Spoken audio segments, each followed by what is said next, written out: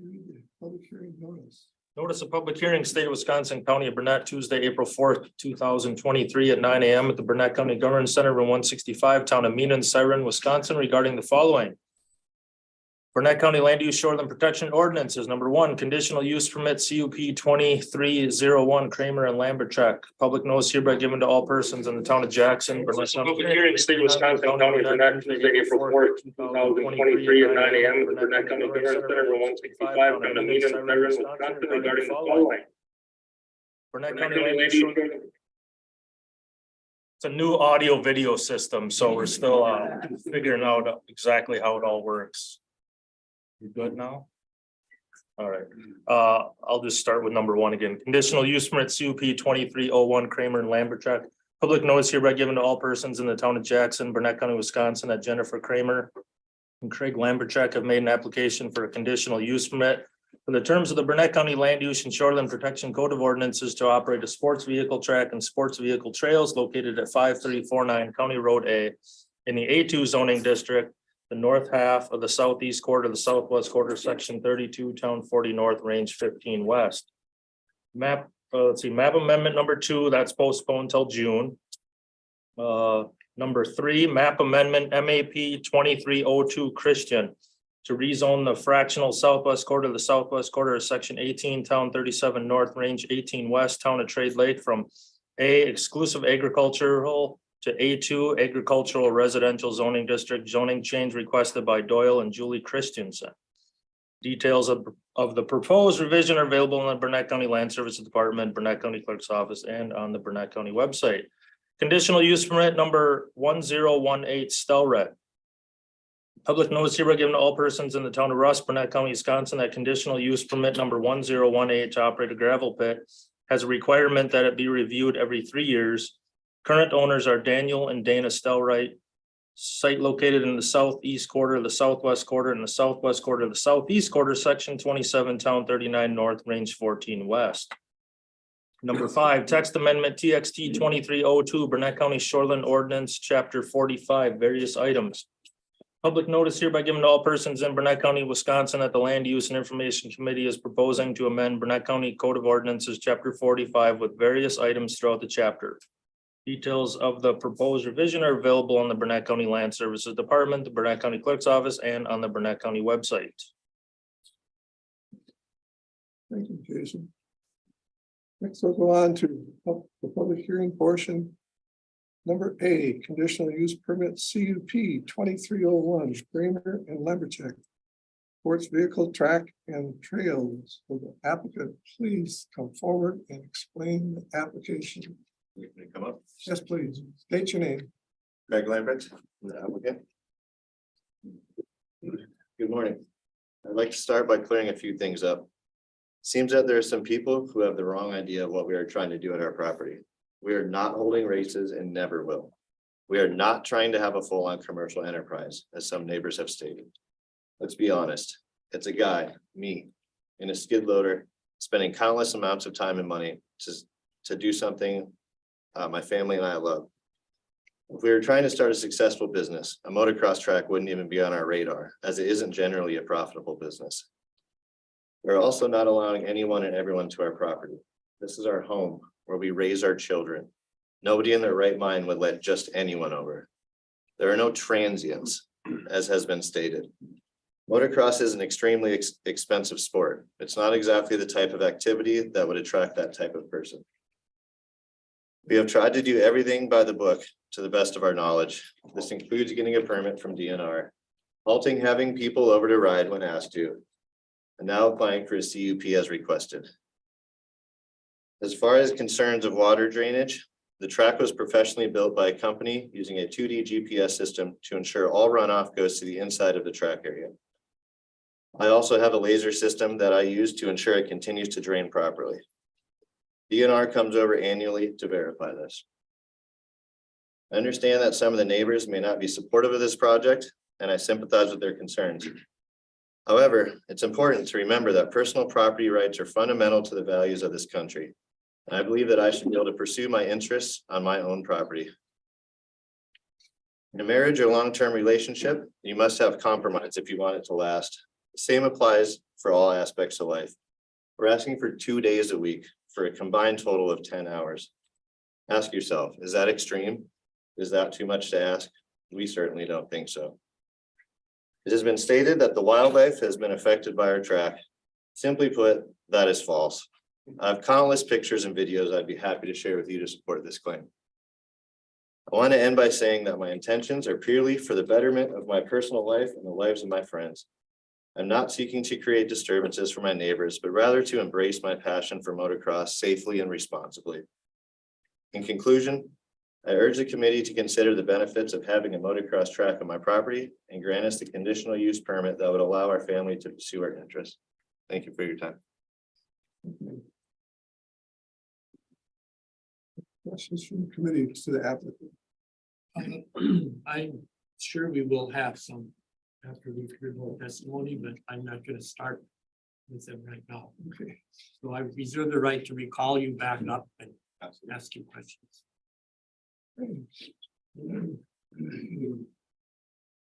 That will go on to general or the public comments. I'll start with a list here and you have 3 minutes to respond. Kyle Linder. Oh, fantastic.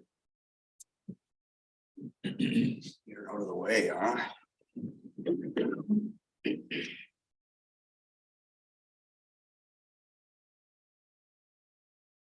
First off, good morning. I appreciate everyone showing up today in whatever position you are showing up in. First off, I do understand both sides. I think that's half of the reason that we are here is we have the opposing side that are not looking at both sides and keeping consideration. There seems to be a certain level of intolerance being exhibited, and most of the track issue cases that have arisen in the past, there always seems to be a happy median, limited usage times, fences for sound deadening, etc. Mr. Lambrecht is asking for 2 days a week, as already stated. I won't say it again to waste my time, and to ride his property with his family and possibly others as well. He pays taxes on his own land. He maintains this solely out of his family's finances. He isn't asking for grants, funds, tax breaks, or anything along those lines to maintain his track. Unfortunately, this isn't our only form of intolerance I see exercised here. Improper agricultural land usage issues are coming into play. 2 issues here that I see. We're talking about a small field that is predominantly sand-based, which would leave it extremely limited in soil nutrition to grow most things efficiently. And no matter what you were to grow, it's a small field to begin with. Improper usage is being used regarding piling up dirt from the field itself, not bringing it in externally, and strategically placing it into the form of safe jumps. Furthermore, at what point does a property owner lose their right to use their land for legal recreational vehicles and instead give their neighbors that control instead? There also seems to be some concern risking the Northwoods character, as we would say that. Now, first off, I greatly appreciate that because I also come from a Northwoods style layout. So like I said, I do greatly appreciate that. The problem with this is to say recreational vehicles, trail systems, tracks, and trading compounds are excluded from a Northwoods character. I believe that would insinuate that these kinds of activities are better suited for streets of our cities instead of in the county lands and country lands of our states where trail systems, tracks, and trading compounds reside exponentially. I'm going to wing the last bit of this, and I just kind of want everyone to look around and see the amount of time and effort that's being put into this. I've lost 4 friends in the last 5 years, not so much friends, but acquaintances from drugs and alcohol and addiction. And we here are today fighting something that can bring people out of this, something that can bring people into where they can spend time and bond with one another, something that's healthy to do, something that is recreational to do, something that our youth is going to be stripped of if we continue to do this. This isn't in what's the word for it? It's not. Tracks are shutting down left and right, drag strips, speedways. This isn't an uncommon thing that we're dealing with here in this country, let alone in the state. So to strip these things from an ongoing epidemic of drugs and alcohol and things that our youth are getting sucked into because there isn't enough recreational things in this Northwoods area, same with where I'm from, to really keep you occupied. Like I said, look around and see the amount of time and effort that's being spent here on things like piles of dirt in a field. Thank you. Next. Bradley Easton.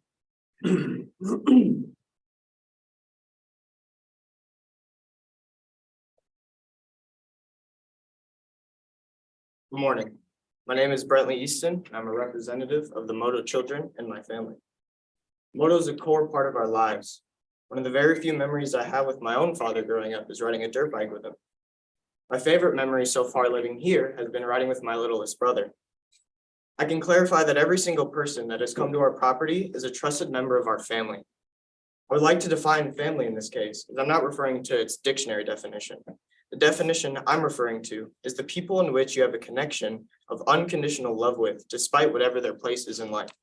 Family, especially in this case, is not defined by blood relation. Upon entering our home, there are plenty of no trespassing signs that let you know you're not entering a public place. The place you're entering is my home, a place where I'm supposed to feel safe and at peace. A place where my family, household or not, should also be able to come and feel safe and at peace.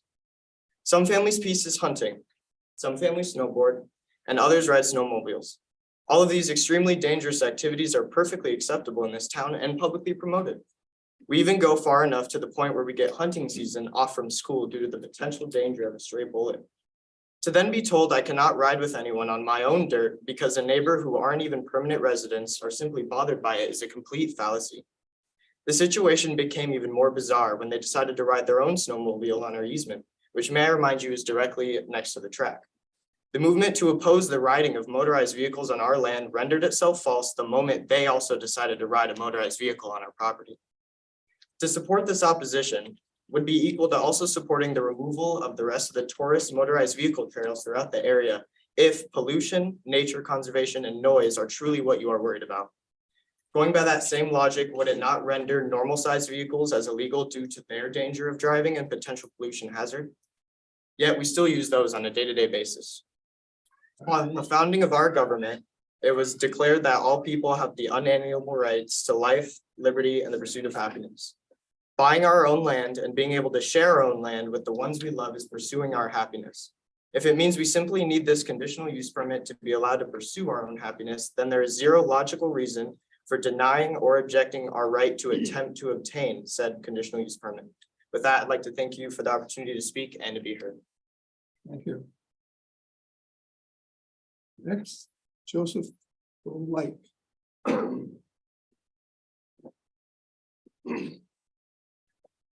morning.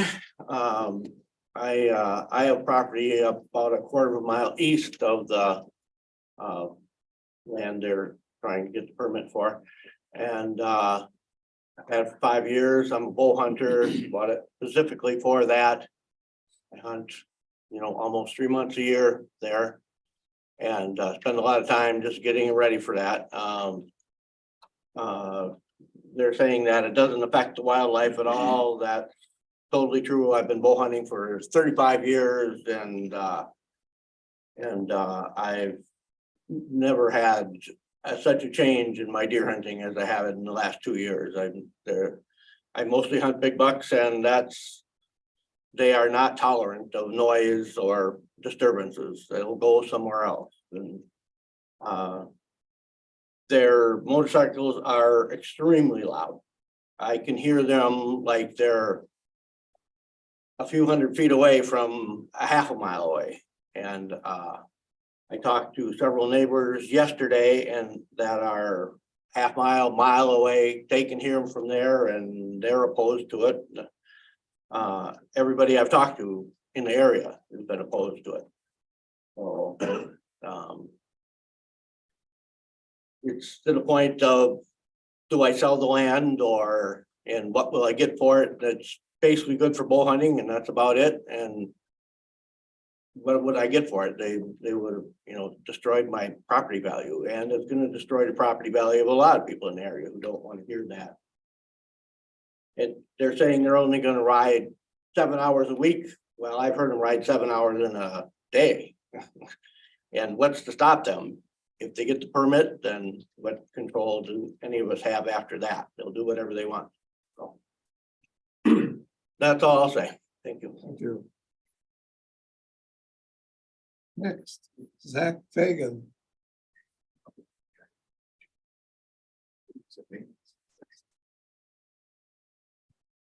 Good morning, committee. My name is Zach Fagan. My parents own property which abuts the applicant to the north. And where this track is only 20 feet from their property line. I'm here today to state my disapproval of the proposed conditional use applications for a number of reasons, but primarily because it's not an appropriate use in an A2 agricultural residential district, and it's a public nuisance. The proposed use is incompatible and not in the general conformity with the surrounding land uses, and has been so for over a year and a half. The proposed CUP is not an appropriate use and is not even listed as a conditional use in the zoning district, nor does it conform with the general characteristics of the surrounding land uses. Conditional use permits must have, along with many other requirements, prevention of noise pollution, and must be compatible with the uses of adjacent lands. This CUP meets neither of these requirements, and furthermore, they're not even addressed in the application. Surrounding property owners have already experienced the nuisance this track has created and have voiced concern and disapproval with both the county and Jackson Township for over a year. I have personally experienced the extreme nuisance this track has on the surrounding area on multiple occasions while hunting, hiking, or on my property, my family's property in general. I've had to quit my outdoor activities to go indoors or leave the area entirely. I have also on several occasions decided not to come to the family property with my wife and kids out of frustration, knowing that the track and trails in operation would make visiting the property unbearable and ultimately leaving. The sheer noise at this facility is intolerable to the outdoors, and to enjoy that, the approved use is already in place with the A2 district. In addition to being a nuisance to the surrounding property owners, the applicant has repeatedly shown blatant disregard for the county requirements and continues to allow outside guests to operate that facility. Evidence of that can be seen on multiple social media postings, some as recent as a few weeks ago, and some of those guests are even here today. It's clear the applicant knows this proposed CUP is a public nuisance. This is admittedly stated in the application itself that they wouldn't ride 2 weeks out of the year, as I quote, as a courtesy to the neighbors. Surrounding property owners should not have to give up one more second of their approved uses in an A2 district for this non-conforming, incompatible proposed use, which this track has been for over a year. Thank you, committee, for the opportunity to speak. Thank you. Next, Attorney Brian Tillman.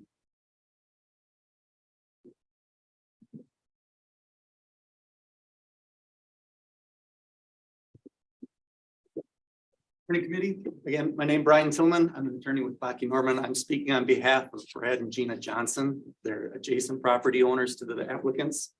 And I believe that our firm has submitted a letter to the committee on behalf, asking the committee to deny the application. But I wanted to just kind of air just a couple of comments from that letter. One, we all know what a permitted use is. This property is zoned A2. Permitted uses are 1, 2 family dwellings, ag uses, roadside stands, forest management programs, and the lake. Obviously, a racetrack isn't a permitted use. A conditional use permit is necessary, but in order to get a conditional use permit, it has to be similar in character or clearly incidental to a permitted use. The racetrack isn't going to do it. That's the problem. We all understand the business. It may be a fine business, but it doesn't belong on an A2 zone property. The Johnsons have had this property for almost 100 years. The intent was to have it in the family for 100 or plus more. They aren't able to enjoy the property as is. It's noise, it's pollution, they have trouble outside. It's just not appropriate. In order to get a conditional use, obviously you have to take into consideration the health and welfare of the county and the neighborhood. Noise pollution, everything that's going on doesn't fit. The conditional use and a racetrack on this property also doesn't fit with the county's comprehensive plan. The comprehensive plan's primary goal for this district was rural, residential, and to preserve agricultural, the rural landscape, open space, and natural features of the area while promoting limited residential development.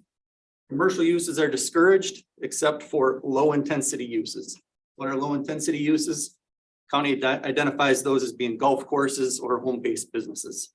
It's the intent of the county to keep this area in its existing state.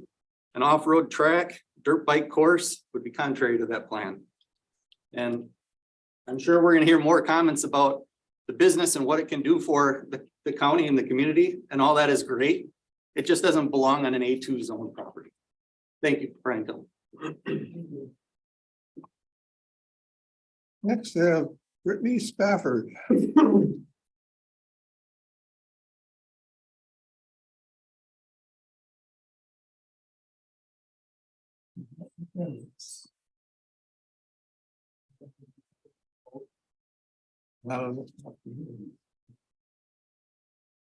Next, Greg Whitaker.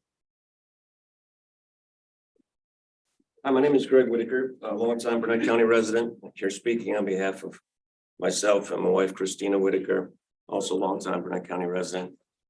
We are adjoining landowners, and the maps that were in the application didn't show our residents, so I was going to pass around a map that showed our residents in the distance too, if that was all right.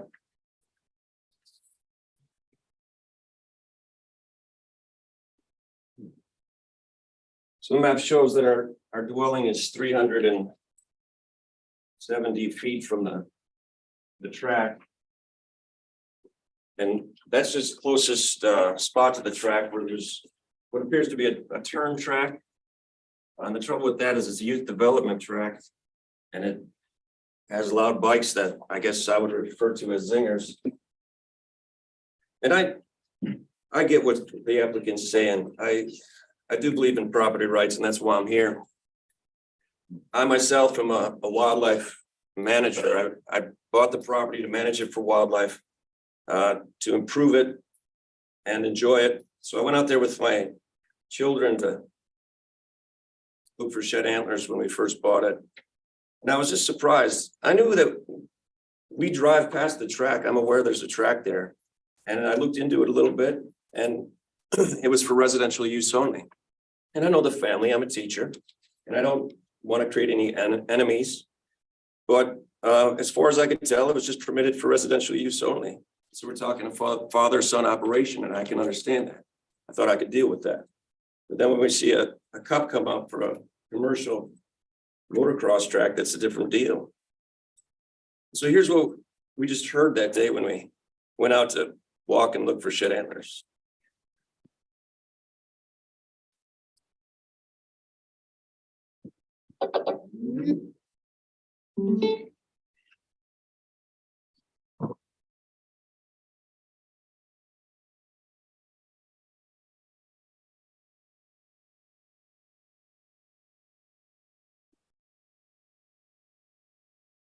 That's just me walking in the woods on my property, listening to this all day. And I'm just thinking, this seems like more than just a family operation, you know?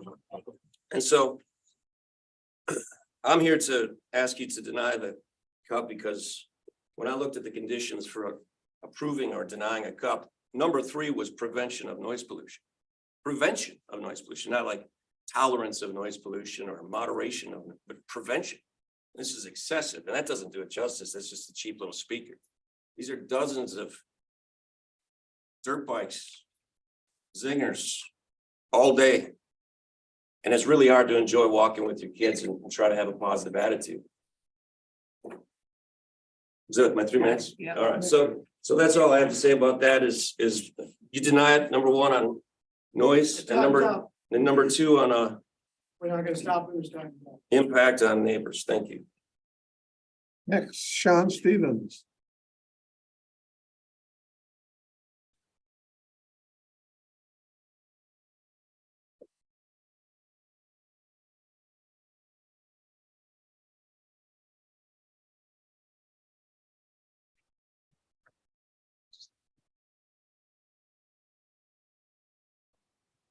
Good morning. I am John Stevens. I've been here since I've been a kid. My whole life, I've been on a bike. And I want to say thanks to the Lamprecht family for building this track. Everyone probably knows me that, you know. I was heavy drinking back in the day. Please face us, please.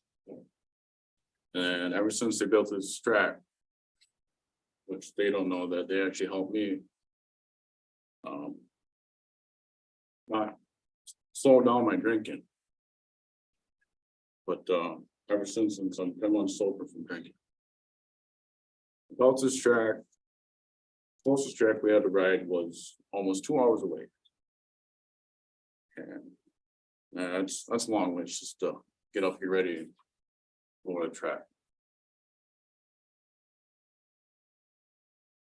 There ain't a whole lot of people around here that ride dirt bikes, this and that, but you know, I'm very, very lucky to have this track. Or some of us around here. I know a lot of people don't like it, could be noisy. But I love it. Born and raised on it. You guys really want to take this away from what Kyle was saying, you know, drug addiction, alcohol addiction. Not even that, dirt bike not even allowed on the trails. Where are we supposed to ride? I really don't want to drive 2 hours away just to ride. Not even that, we can't ride on the trails. So.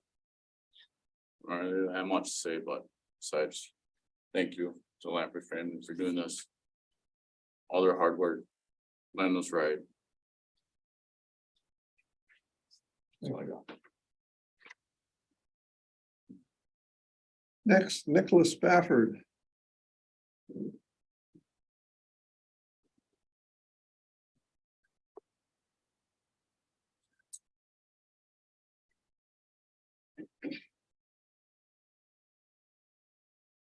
Good morning, guys. I'm Nicholas Spafford, born and raised resident of Burnett County, just a few miles up the road here.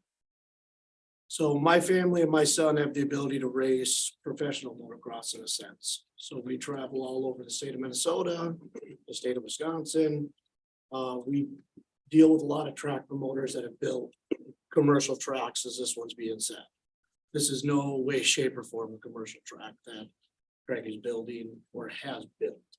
The gentleman moved a little bit of dirt on his land. Put a couple jumps in, invited some friends over to hang out. I mean, in reality, that's what it is. There's a lot of talk of wildlife being scared off, noise pollution, things of that sort. Where do we start and stop? The area where this track is, there's a lot of snowmobile trails, a lot of ATV trails that have been there. Where did these start? Did we have meetings like this when these were built? Were there meetings like this when the Gandy Dancer was allowed to run snowmobiles? I live very close to it. There's a lot of noise to it. I don't hear anybody complain to that. There's a lot of noise by the sandbar, just up the road, the crowbar. There's all sorts of activity all year round that nobody seems to have any complaint to. It hasn't scared wildlife off. It hasn't done this to wildlife. It hasn't made any walking in the woods any difference.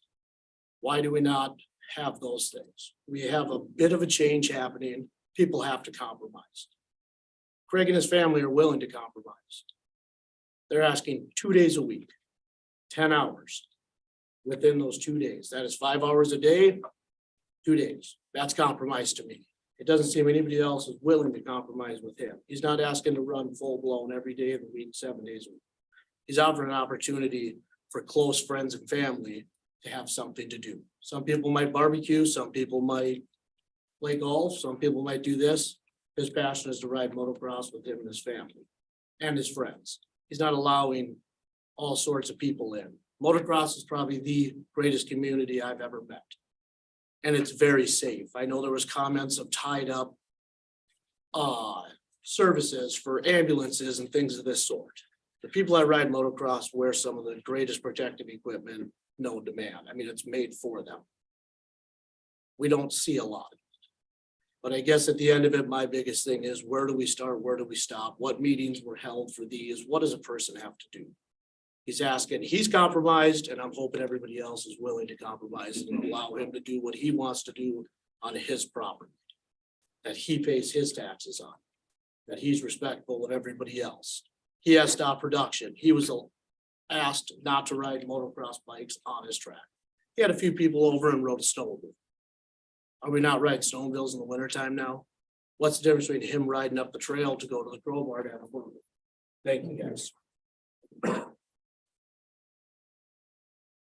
Next, William Arnold III.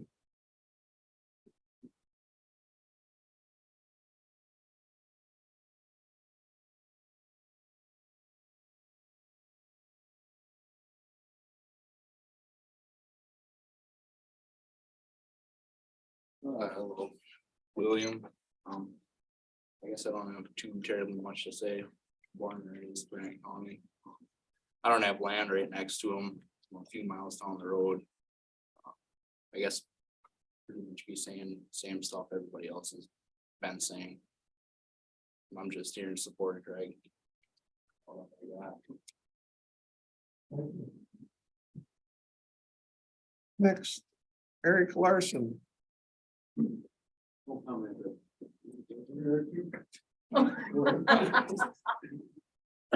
No comment for me. Eric Wilkie. Eric Wilkies. Thank you, council, for the opportunity to address everybody here on this. I'm Eric Wilkie, and I'm a property landowner approximately 3/4 of a mile through the woods from this existing motocross track already, and I'm real familiar from last summer with the noise that was being made there by them. In my ears, I could only hear probably a couple different bikes, maybe a quad, and a full race motocross bike. And the problem is that 3/4 of a mile through the woods, I could still hear these bikes going around and around and around a lot more than all weekend long from sun up to sundown virtually last summer. And what a destruction to the tranquility and the noise. The whole reason why a lot of us live here, I've been dwelling here myself for more than a decade. Part of the reason why I'm there is for that quiet hunting land, see the animals moving through. And the thing is, I'm a motorcycle owner myself. I'm a real big fan of loud Harleys, okay? The reason why I ride a loud Harley is it keeps the wildlife away, keeps me safer on the road, but that Harley goes past, that noise is all done, the woods returns to the quietness. Unlike the motocross track here that's already existing, that noise goes on all the way, all day long, constantly. It gets into your head, it gets into your nerves. There's nothing that you can do to enjoy the nature that motocross sound of the bikes isn't involved. And you know, the thing is, a factory motocross bike can put out in the neighborhood of about 120 decibels. Okay. 120 decibels. And the solution here is all these folks talking about they want to ride. There's already a track over in Grantsburg. There's already a track over in Grantsburg that allows for motocross riding just like this. The county has already improved, and there's already a rating over there that mandates 95 decibels or less. Okay, it's a club that you belong to and it's supervised, and there's people who ride there, and it's been going on for a long time. I did a little research around on motocross tracks that are allowed by states or other municipalities, whether it's in the state of Wisconsin or around here. And normally the minimum allowance to build a motocross track is between 30 and 50 acres minimum. Okay, and a lot of jurisdictions don't even allow it for less than 1,000 acres. Okay, simply because of the noise that it makes. What we're talking about here is this is a track that's already existing, and it's like less than a mile from the Keyser Wildlife Federal Preserve, okay, that already has mandates of noise maximums of in the neighborhood of what is it here? Seems like it's 65 decibels, and it's not allowed to be heard more than 50 feet away. Okay. And so when you've got this track with a noise going on where the bikes make a noise that goes for 2 miles through the woods when there's leaves on the trees, okay, what that does is that impedes all of the wildlife that travels through there between the county land that's right over, there's hundreds of acres of county land that's adjacent to the property where I live, okay, and that's right next to the Keyser, and there's wildlife moving through there all the time. So I thank you for the opportunity to address this council. I'm opposed to it. Thank you. Next, Jeff Fagan.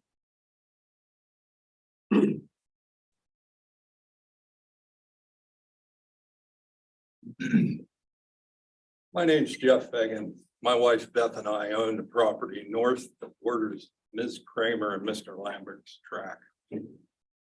We are totally against any permitted use of this track. The track's operation has caused us to lose the use of our property. Track's operation, family and friends no longer stay or visit our property. hunting on our property has all but dried up. We are afraid of the hearing damage that can be caused and suffered by the extreme noise. The track has already decreased our property value just by the sight of the track and its very close proximity to the property. Last year and a half, the use of this track has caused the health, general welfare, safety, and economic prosperity of us and the communities decreased it greatly. The CUP application doesn't mention any sound studies, noise abatement. This will be a losing issue for the owners. The MX bikes and snowmobiles that will be used on the track are mostly pro racing machines. These machines do not have the state required equipment, mufflers, spark arresters, and that are required for the state to be used on the trails. Without this proper equipment, these machines are extremely loud and a potential fire risk. Within just 1 minute of running on the track, 25 yards in from my property line and at my property line requires immediate hearing protection to prevent damage to your hearing. The CUP application also states invite outside guests to the track. These guests are mostly MAA members, pro racers or semi-pro racers and MX supporters. These guests do not respect the neighboring properties or the extreme noise they create. For the last year and a half, the track owners have been breaking the zoning ordinances, ignoring county requests to stop inviting the public to the track, break township ordinance number 12 every time they run on the track, and have been operating a MX track business.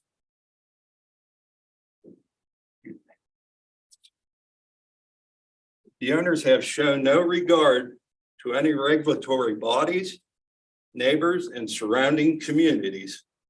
And history would show that these owners have no respect for any restrictions the county, the DNR have put on them. Thank you very much. I don't know. Next, Roxanne Brown Joseph.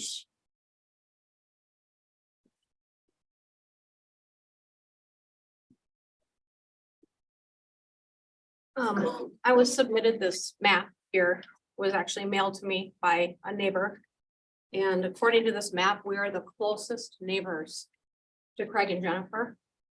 And I run a business, Cabin Nails and Spa, inside my home. It's a very quiet, relaxing atmosphere. And people love to come and get their pedicures and manicures, and they look at the wildlife. And last year, when the track went up, we met our neighbors, which we love these people. They are like the best people that we have. We were so blessed to have such awesome neighbors move in. And then they put in the track and they didn't know of all the rules. And as soon as they found out they went against the rules, they went and applied for the permits. And we're here today to go by the laws. And we know that you guys know your job, yet the neighbors keep quoting all these ordinances to you that you guys already know. And when I get pulled over by a police officer, I don't tell the police officer how to do his job.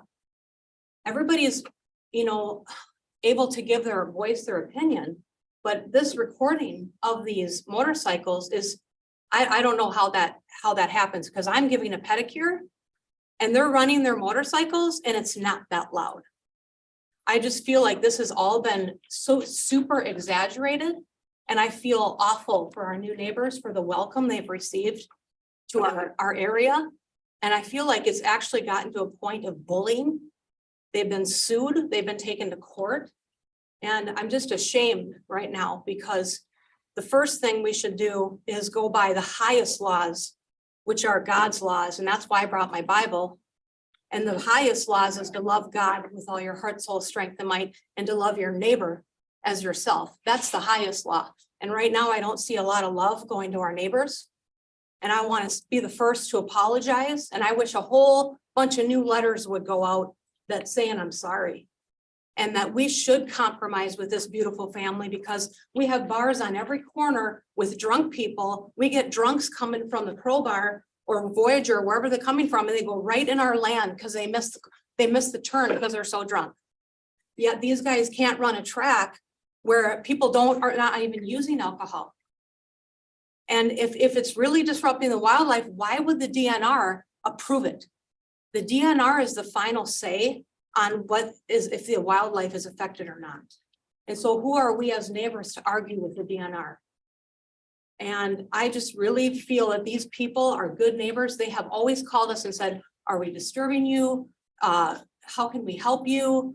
We had a friend had a car accident right outside by their property. They welcomed her in and waited until the family could come get her. And so we're in support.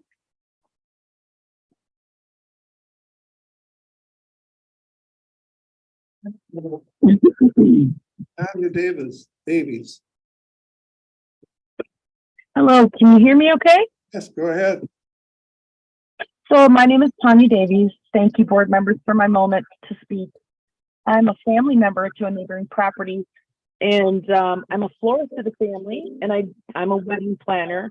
So I'm familiar with venues of up to about 500 people and the things that come with and can happen with large crowds of people. I'm also now a mobility challenged person who can go to our property in our land in a safe environment and enjoy that with our family when I'm able to, which as of late, because of the current events on that property, has not been a possibility.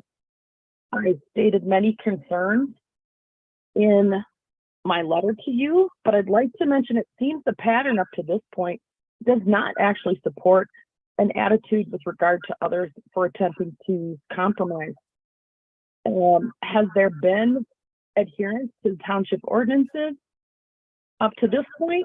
What would this look like on a larger scale in this county and with the state laws? This request and use of the property in question is not congruent with the area or local values. This goes against types of recreation in this area that are held near and dear to many people. Once these areas are lost, it takes generations to regain. So I ask again, where's the line? That one man's dream, he gets his dream at the sake of everyone else's. I ask you to not uphold this request.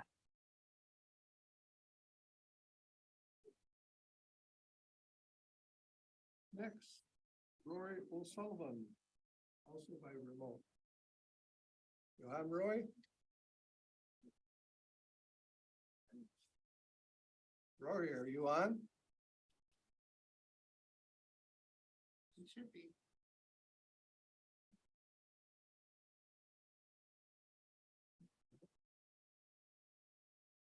You should be on. Are you on, Rory? Not on. Thank you very much. Go to the next one and see if he comes. That's it. Oh, isn't Julie Christian? That's for the next. Oh, never mind. Sorry. On record, we have letters. Yes, you have all sorts of letters in your packet, various ones for and against project.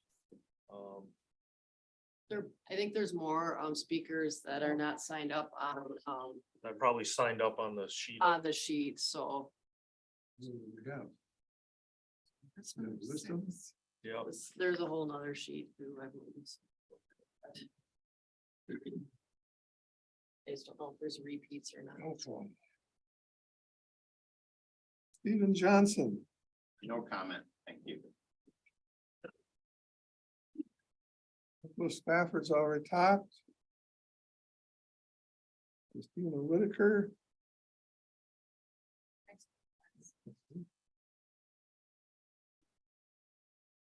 Taylor Wilkie.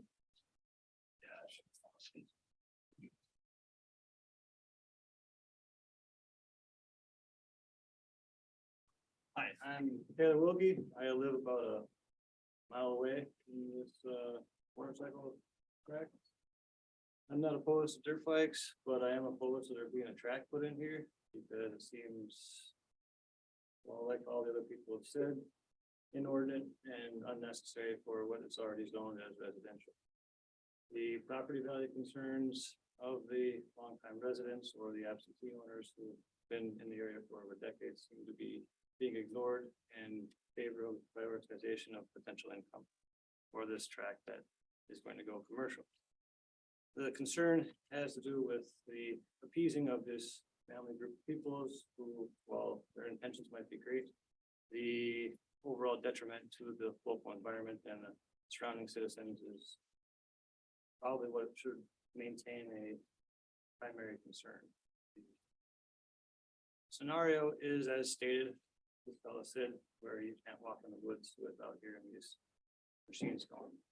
And it does get to the obnoxious point of being progressively conflictatory, and their manners haven't been on best behavior with regards to some of the conversational interactions they've had with their neighbors that they've accidentally infringed on their land use. And so, while they might seem like nice folks, there seems to be a bit more going on here that is talked about as far as manners go.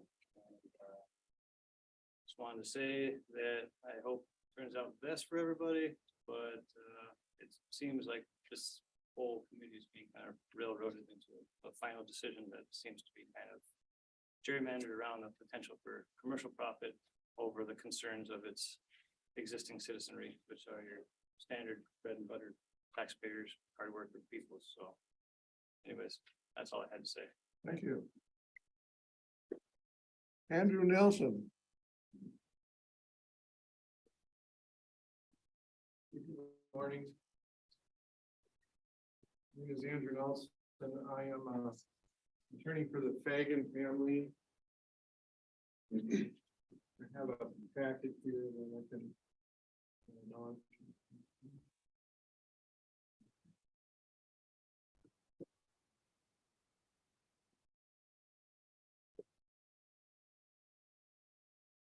The outline in the submission is the objections as provided by the Fagan family,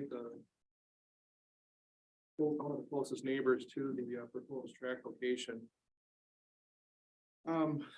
As the previous speakers have pointed out, certainly the committee is aware of the obligations under the ordinances for the county, but I just wanted to point out a couple of issues.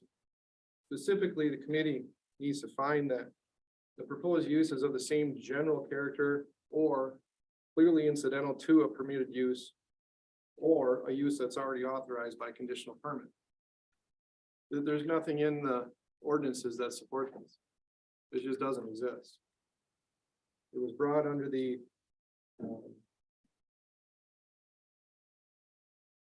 proposal anyway, that this is a some sort of recreational use, that type of thing. Recreational use versus for-profit commercial use, that's kind of the distinct difference here. And I certainly feel bad for the applicants because I think if they would have done a little bit more research and homework before they bought the property, before they did all the work to put the track in, I think they would have discovered that this use simply wasn't allowed under the current options. I also wanted to point out, what they do in my submission here just a little bit, is the lack of information that's been submitted with the application. There's nothing in there about a safety plan. There's nothing in there about an engineered track. Certainly, if this government body allows for the commercial use, then at least under the law, there's an idea that there's been some standards that have been involved in regards to the construction of this track. Right now, I have no idea if there's a governing body that helps the government in general, townships, local organizations, cities, that type of thing that allow these tracks to be built, whether or not there's any standards just for safety purposes. I have no idea if the calculations were done by an engineer to determine the use is the safest possible that it can be. And that's just what's missing from the application here. We have no idea about response times for emergency procedures. We have no idea what kind of information they have on site for commercial use, for emergency services. We don't have a. Thank you. Everything else is in the packet. Go take a look. Next, Kyle Lindner. I already spoke earlier. Beverly Easton. Already spoke. Randy Mangelson. I'm Luana Magnuson, this is my husband Randy. Is it, do I come up there?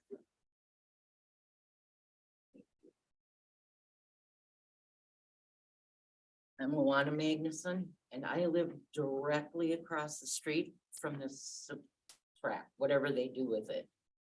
All I know is we have a great grandson that lives with us, who cannot sleep on weekends because of this track. And I can tell you personally, it does disrupt the wildlife, which is, my husband has been a hunter for 70 years. And it does disrupt the hunting. I guarantee it. And if you have any issue, I mean, if you want to come out, anybody is welcome to come out to my house and hear what goes on. We cannot use our patio in the summertime. We used to have family get-togethers out on the patio. Doesn't happen anymore. And that's very sad. And I feel bad for the people that own the property now. My relatives owned it 70 years ago. My great-grandparents and all her sisters lived, they owned all the property along this route. I feel bad for the people, I really do. But I am so against this. Every time my grandbaby wakes up, you all know what it's like to have a child that age woke up. It gets real ugly. They get real crabby. Anyway, that's all I have to say. Thank you. You bet. Gina Johnson. No comment. Brad Johnson. Brad Johnson. I'm actually the closest one to the track. You can step it off by paces. It's likely 40, 50 yards from the track. Some people that may seem ways away is not a ways away.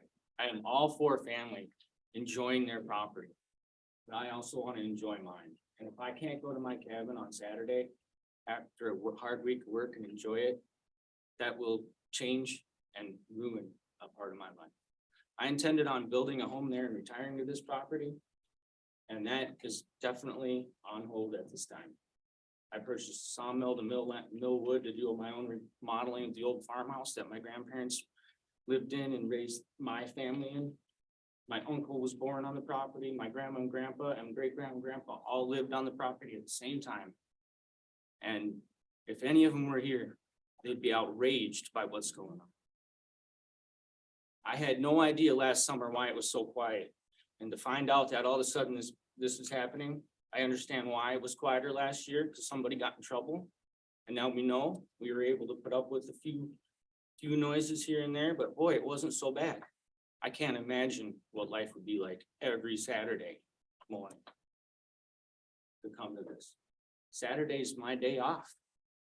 It's my day at the cabin, and I go up 52 weeks a year. I have not missed a weekend in over 2.5 years. I'm up every weekend, and if I can't make it during the weekend, I come up and check on things during the week, because we were robbed once. And I need to make sure that that doesn't happen again. And I'm opposed to this. I'm not opposed to family time. There are public tracks and public land all around with trails on it to go ride on. Miles and miles, and I hunt by some of that, and I can hear it out there, but it goes right by and it's gone. This is again and again and again and again and again and again and again, and it's all day long. And I am the closest cabin to the field. If you look at the map, see me just to the north of the field. And my property, it goes right, literally right up to my property line. The posts that my great grandpa put in are still there, right on the edge of the field. So all you guys can see where that property line is when you're riding your bikes, those posts, that's the property line. I stand there when you guys are out there on the bikes. Address the community. It's too much. It's just too much. We've had to leave. We didn't tap trees. We aren't gonna tap trees up there this year because we don't wanna deal with it. We were run off when we were trying to collect sap last year. It was so loud. I had no idea they were doing this until I got the letter in the mail. And I'm shocked by it all, so. I hope you do the right thing. Thank you. Thank you. Ryan Tillman. Already spoken, thank you. Yvonne Wilkie.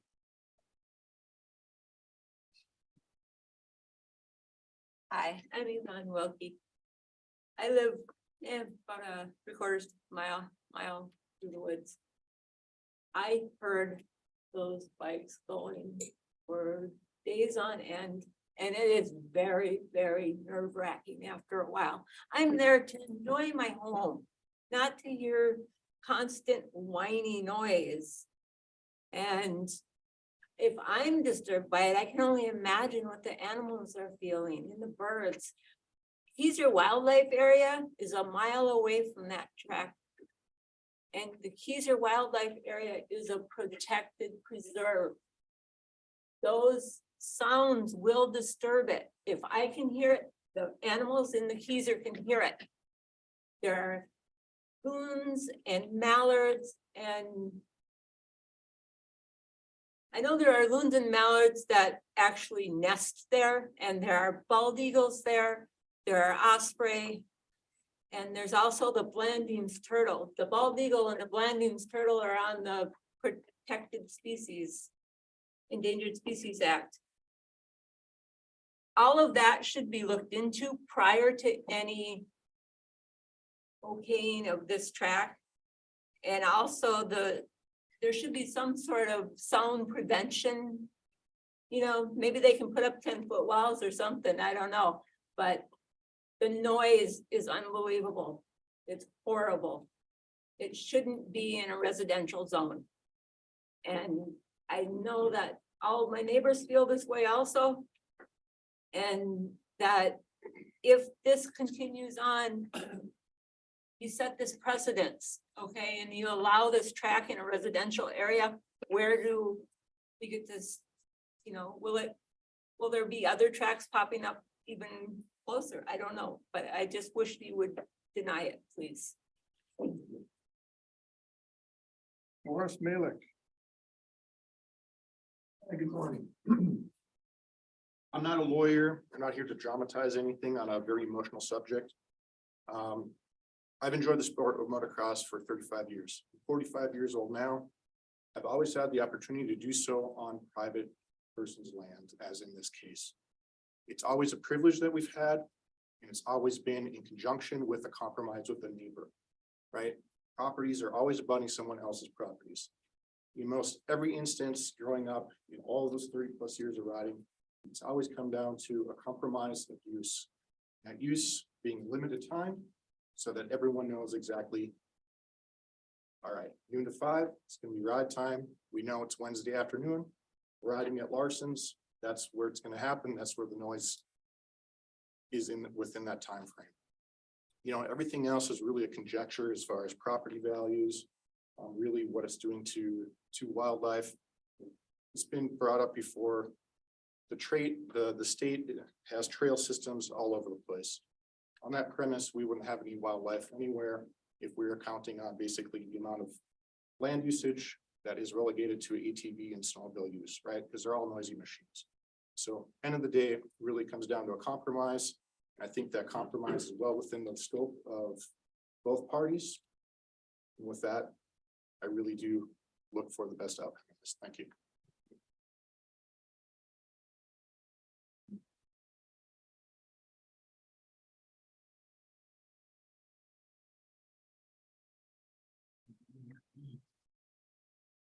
That's someone's name on the list, and I kind of Joseph Belichick or something. Joseph something or other.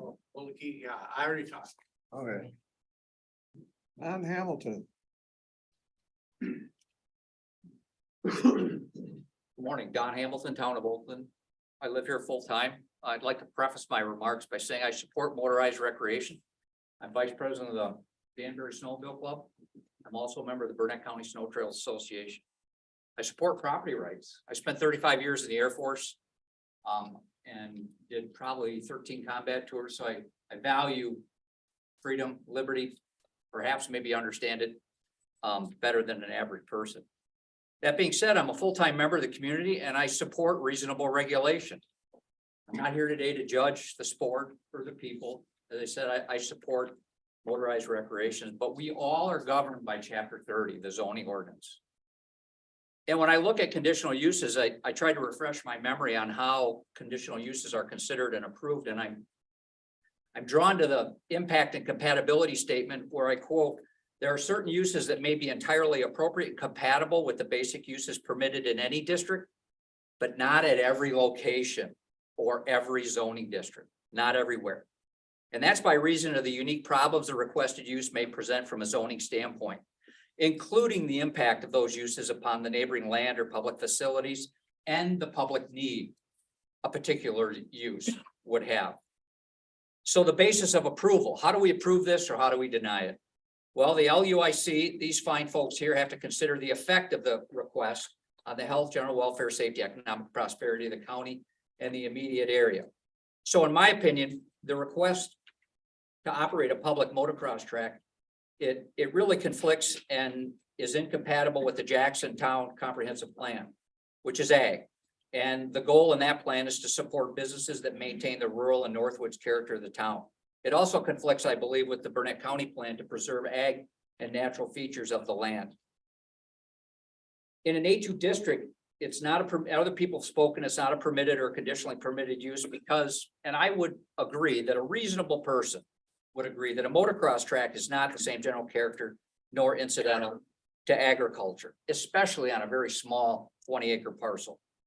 I agree there's no public need. There's a Grantsburg motocross track, not even 20 miles from here.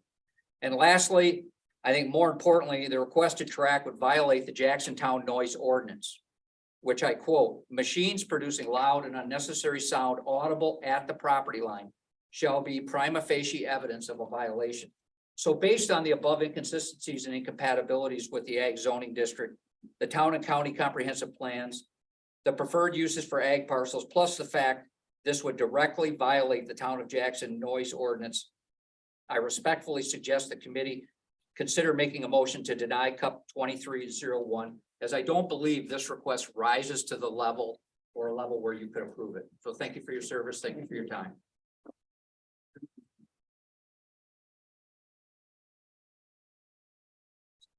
Went through the lists that I've had. Are there any others that wish to comment? We'll go to the Jason. The letters we received have been various, pro and for and against. Correct.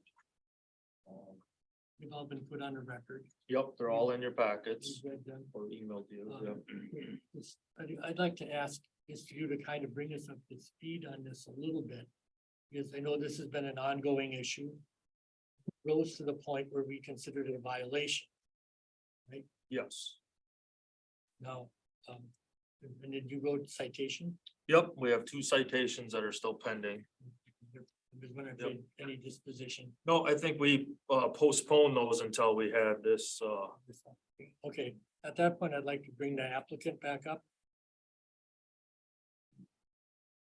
So my first question is, you're talking about 10 hours a week, right? Yes. That's to the public, but you're retaining the right to run at any hours of the day yourself. You're not talking 10 hours period. Yeah, so we were basing off, when I went and spoke to David. And he said that any residents of the property, we can use it, at our discretion, whenever we want. Yeah, so basically, like, and to break it down a little more, the reason why, so we asked for Tuesdays because some of our friends work weekends. So we want to be able to ride with them, one day. And then Saturdays obviously is when most people have off work. So we would like to be able to have people over then. And I've seen a lot of stuff that people have sent me as well as what's in the packet about your posting of Facebook and other places that you're open, come on up and ride, So, all that stuff. you know, at the beginning, I posted on my personal Facebook, this is kind of when it all started. To my friends, it said, hey, open ride day coming out, which bad verbiage, I guess. What I mean is my friends, yeah, let's hang out and ride dirt bikes together. It doesn't mean, hey, we're open as a business to the public. Anybody and everybody can come. And again, it's my house, you know what I mean? It's, Right, but there's a point at which you're soliciting people to come that are not your family. You know, there's right, that, so I think, you know, to my mind, we've had issues with the level of abuse. We've had a lot of complaints. We've initiated an enforcement action. You seem to be kind of immune to the consequences of that because you continue to develop the track right tight to property lines. Not really any thought more than, you know, I'm here and you're just gonna have to put up with me. well, I mean, that was never my intent, no. And once all this started and so basically, once Jason sent that fine, that's when we were like, okay, yeah, we can't do this, because I went in and I spoke with them. And there was kind of a misunderstanding. But yeah, once we got that fine, we stopped the quote unquote open ride days at that point. That was the last one, actually, the audio clip was I from that. remember a discussion with you at the town of Jackson meeting about a year and a half ago, when you were told that it would only be your own family use, you know, and it seems, see, my point about this is granting you a conditional use permit is gonna provide, to my mind, an enforcement nightmare for the county, because how are we gonna know who's riding and whatnot? You know, we're not gonna station somebody at your gate to check to see who's coming, right? Oh, so you're saying, just to make sure I'm understanding, so you're saying a logistical nightmare as far as differentiating between, is it just the residents or is it other people riding? Yeah. Okay, that makes sense. So, and I guess, Mr. Hamilton talked a little bit about the fact that conditional uses are not necessarily appropriate in every site. The reason there are conditional uses is there are usually external effects by them. Now, Cabin Nails is a perfect example of a home occupation, home business that nobody knows is there and blends into the neighborhood perfectly. It has no effect on you. Now you, they're good neighbors, and nice people, and I know them. But you could potentially have adverse effect on them. They haven't seen it, but your activity is a whole different type of activity than, you know, the rowdiest thing that'll happen at Cabin Nails is a wedding party and the bridesmaids will be there getting their nails done, right? But that's not what you do at your place. Your place is gonna be noisy and dusty and exhaust and all that stuff. And so I tend to be of the opinion that you are asking to do something that's inappropriate in the amount of land you have and the location you have. And it's inconsistent with the comprehensive plan of the town of Jackson, which specifically talks about rural residential and home-based businesses that have no real effect. So you've got a mountain to climb to get this CUP. If we were to deny you, you would be limited to sticking to your family, the normal amount of activity that somebody does on 20 acres. You know, I'll use myself on similar size. I like to shoot clay pigeons, right? I've got electric throwers. I occasionally break some clays and try out a new shotgun. I don't invite the public in to join me though. My neighbors would appropriately object to that because it would increase the volume and the intensity of the use beyond what's reasonable for what you put up with as a neighbor. And lastly, the duration, you know, the noise, it's kind of the equivalent of barking dogs from a nuisance point of view. It may not be as loud even as bikes, but you have people can appropriately call that a public nuisance because it's a continuous thing. So for now, that's really all I have to say. You can rebut. I just want to ask two questions. As far as like you were saying, shooting clays, now legally you could have a buddy over to shoot clays, is that correct? Or to hunt, for instance? Okay. You know, if I live next to you and the noise was like people have attributed to, and I used to ride cycles too, I get that. I'd probably be out sighting at a center fire rifle at 5 every morning. No, and I If I wasn't, could. I was just asking from an actual shooting, like completely separate from the track Well, I'm situation. just If I saying, could legally have my. This is the kind of conflict we get into with these kinds of things. and That's why we need to, why we have the regulations we have. It prevents that kind of conflicting behavior between properties. You all Second understand. question is, so regardless of the CUP situation, myself and residents can still ride dirt bikes on our track, as Jason stated. Within this context, I'm not gonna say without limit, I'm gonna say that you would still be liable to potentially a nuisance suit by neighbors if it was just like a barking dog situation. Okay, you gotta keep that in mind.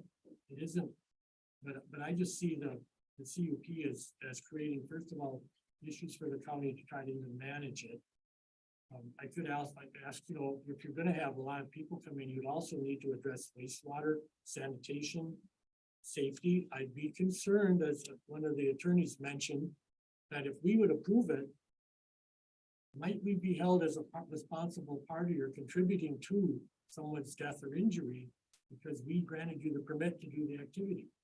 Well, I don't know that, not an attorney, but I would be looking at the counties, protecting the county's interests, is that why would we expose ourselves to liability?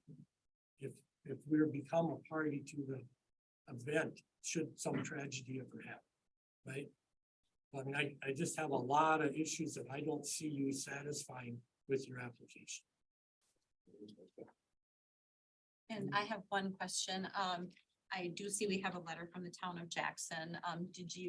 Have you tried to work with the town of Jackson? I have not sensed that. I think Mr. Whitaker and Mr. Fagan went to the most recent town hall meeting, and that's when that came up. I was going to try to get in touch with them and address them in regards to that, to see if we could kind of figure that out. But I know they only do the town halls once a month. And that one was a couple weeks ago, I want to say. So I would have to wait for the next one to. Do that.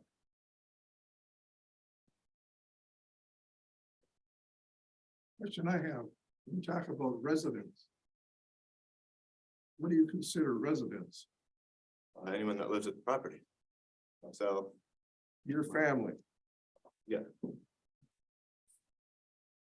You talk about you'd be able to ride with your residents, even if there wasn't a CUP, and that means just your family.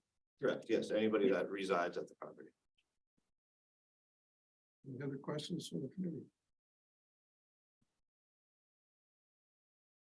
Thank you.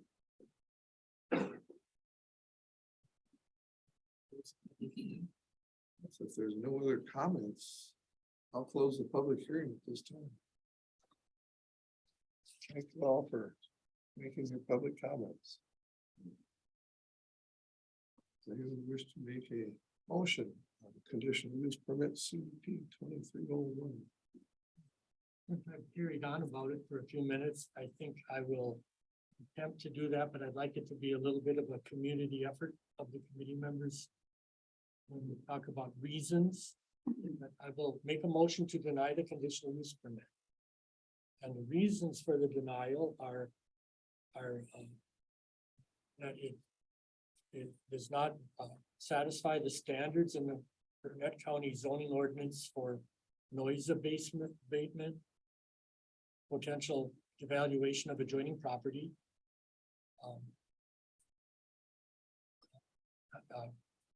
Conflict with other adjacent land uses. I should have that up, and I don't at the moment.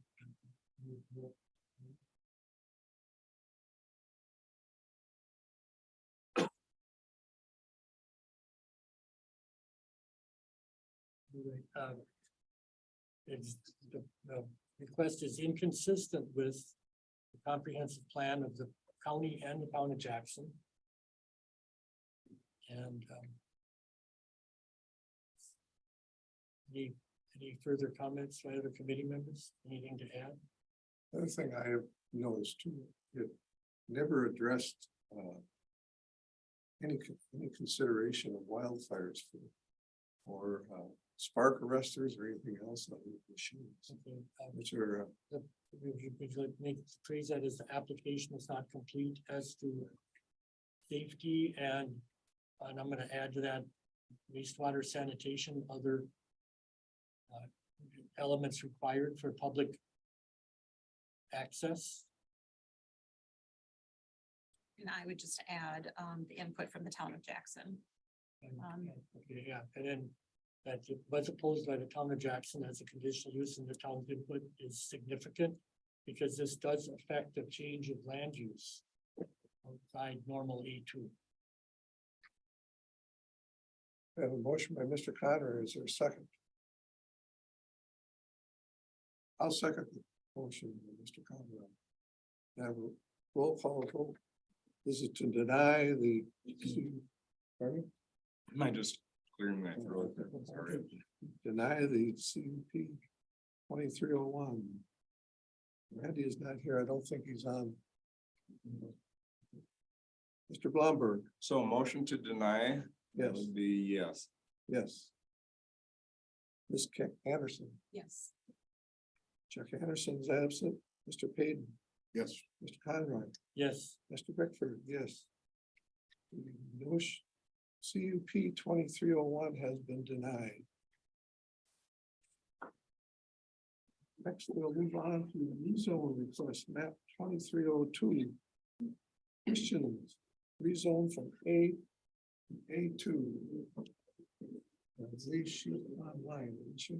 No, she was here in person this morning. How do we wait for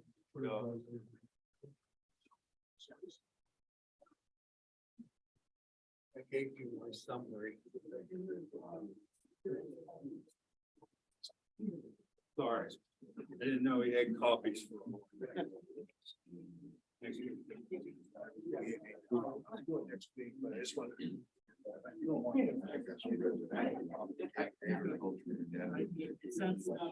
Sir. 5-minute recess, I guess. Clear out.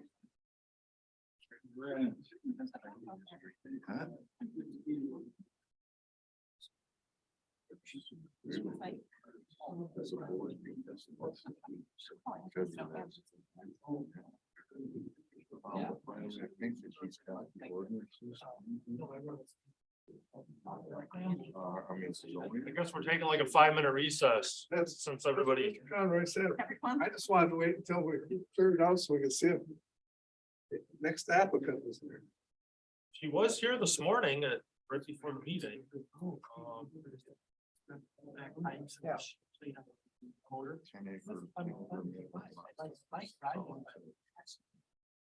Morning, Diane. Morning. I'm learning. I got notes. Hi, Diane.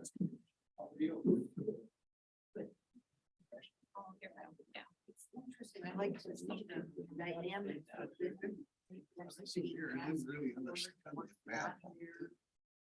I'm gonna highlight it. Ordinance comprehensive. Are so important. Jason, was Steve from Voyager was here. If we get elected. Yeah, he's sitting, that's his chair right there. If not, I'll be sitting in the gallery. They're going. Long ways to go. You're trying to get the next request. Yeah. I wonder where you're gonna go and how you're gonna end it. I'm off to iron steel. Anybody need anything? Nope, that's the one we just did. That one. Sorry for my tardiness. That's their map. I was cutting it close, but then there was no place to park. They were just mentioning where the buildings are on there. So Oh, I know, it's like. that whole parcel, that map you're looking at was kind of a little zoom into the farmstead. What was that? Part of the still. Oh, Well, they want to rezone it to all to A2, all 40. Okay, Yeah. that's not in the. Yeah, I thought they were just rezoning that. Well, portion. No, I spent a lot of time reading all of the stuff and so.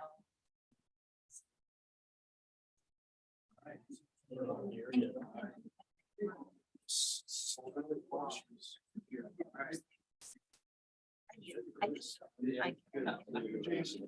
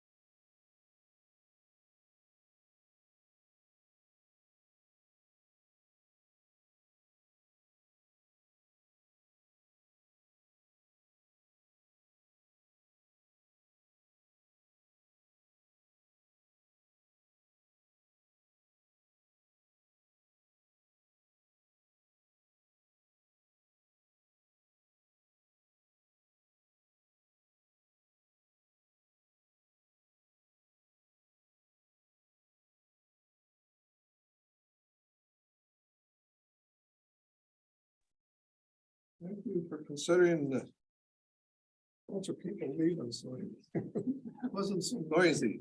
Next, we'll have the rezone request map 2302 Christian. Rezone from A to A2. State your name and what you want to do. I'm Julie Christian, and we're looking to rezone A to A2 so we can parcel off the house piece, because we are putting all of our properties into our trust for the children.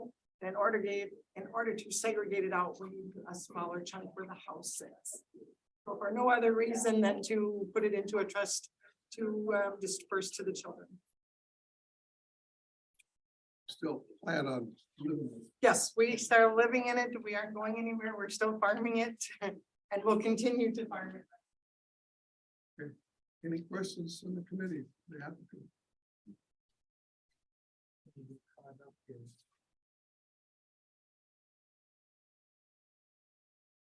I think I had the same. I did ask the question, of Jason.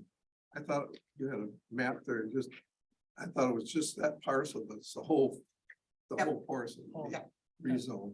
The only question I had too is that we don't show that the holding tank's being pumped.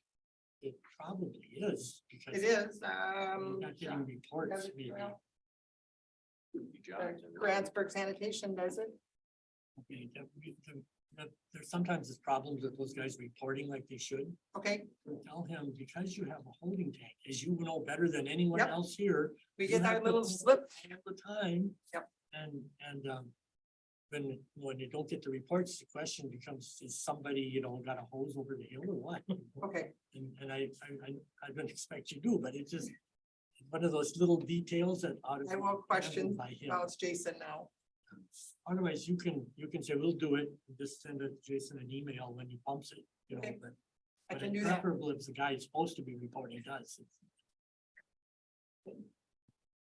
Any other questions from the committee? If not, I'll open the public hearing. Any public comments on? Good morning, Don Hamilton, Town- 2302. Don Hamilton, Town of Oakland. Thank you for your service. Thank you for your review of this request. Because this request is consistent and is compatible with the comprehensive plan, and the town has stated their support for this, I encourage the committee to give this rezone request a favorable consideration to allow the rezone to go forward. Thank you for your time. Thank you.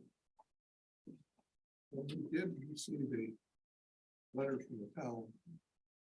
Yes, we got a letter from the town dated February 14th in support of the request with two conditions essentially that they wanted added to it, that it's no more than 2 parcels created and then no parcel less than 10 acres.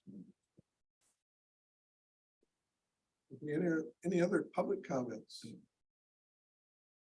If not, I'll close the public hearing. Committee wish to ask any more questions of the committee or Jason? So there's no other input other than the Town and Trade Lake letter, and then we have those 4 conditions suggested in our staff report. Talked about the holding tank first. Yep. And then the other one is just to follow all county, local, state, federal requirements, besides the two from the town of Trade Lake. And to me, this appears to be very straightforward and appropriate. And if you want to, motion, I'd be happy to offer that. Make a motion. Like to make a motion to approve. Rezone request map 2302 Christian, rezone from A to A2 with the four items staff recommendation. One, no more than 2 parcels created out of this 37-acre parcel. 2, no parcel less than 10 acres. 3, sanitary system to be serviced and reported in the county by the 1st of July of this year. And 4, follow all local, county, state, and federal requirements for this activity. Motion by Mr. Blumberg.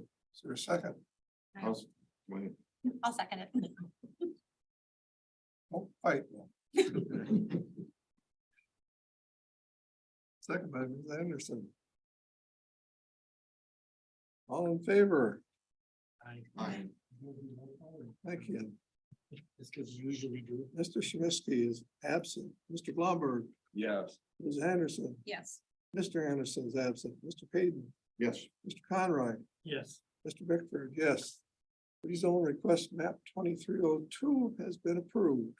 Thank you very much. Well, that goes to county board then in a few weeks. You don't have to be at the county board meeting. I'll go up there on your behalf. But so after that happens, then we'll send you a letter telling you it was approved. Thank you so much. Yep. Next, we have conditional use permit 1018 still wreck gravel pit. Now, I don't know if they're here. They were sent a letter saying that there was gonna be a public hearing at this date and time. I haven't heard from them. It doesn't appear, I don't see anyone here that I don't know. Question, Yes, that I occurred when I guess when I last read it, I should have thought of it sooner, was it is under the 135 and 135 reclamation. Right? yep, yeah, with Sean here, they're in compliance or have their bonds up this, Yeah, it's a case of where. Two things, it's a case of where this was a tickled, back in the old paper days. No automatic reminder to tickle this thing to be checked every so often, and it wasn't. It's not on purpose, but it happened. Yep. How much do you think, this is a speculation, but how much is there left there to mine? Is it normally the gravel pit has got a certain yeah, valuable deposit, and after that it peters out and close it. And this is not a Hopkins operation sort of thing. This is mostly been for local governments use, Yeah. I would think. well, I put a map in there that shows what it's grown in 20 20 years. plus years. It's doubled or tripled in size compared to what it was. Now, you can see it kind of from H. Yep, you can see a It's little sort of bit. on a ridge, and that's what, Yeah. in my mind, it's not getting deeper and deeper and deeper, Yeah, but it's instead laterally expanding. I mean, the CUP covers the 240s, the original CUP, so if I Still look, within its original boundary. yep, would you say? yep. So the existing site, I believe, is about 27 acres is what 26 they're, acres. 26 acres is what they're paying, their rates for, So I don't know if they keep going to the 40 lines, maybe got another 30-40 years left, maybe, I don't know, at the rate they're kind of going. Yeah, that was, we thought 5 years it would be up, I would consider putting a sunset on it Yeah, at that point, but. I guess I'd like to know before we gave it carte blanche, how much longer, how big of an expanded area, but what's the deposit like there? We don't know that, right, Sean? So. Because I give the previous committee a rational reason for having it not just be forever. I gotta think, I don't know why. Wasn't here then. So I'm completely ignorant. I mean, I haven't had any complaints about it. It got brought up by the one letter that was in your packet. That's the one that asked me about it, and when I looked through the files, I went, oh, whoops. Looks like this one's kind of dropped off for a few years. No input from the township. That's a letter from.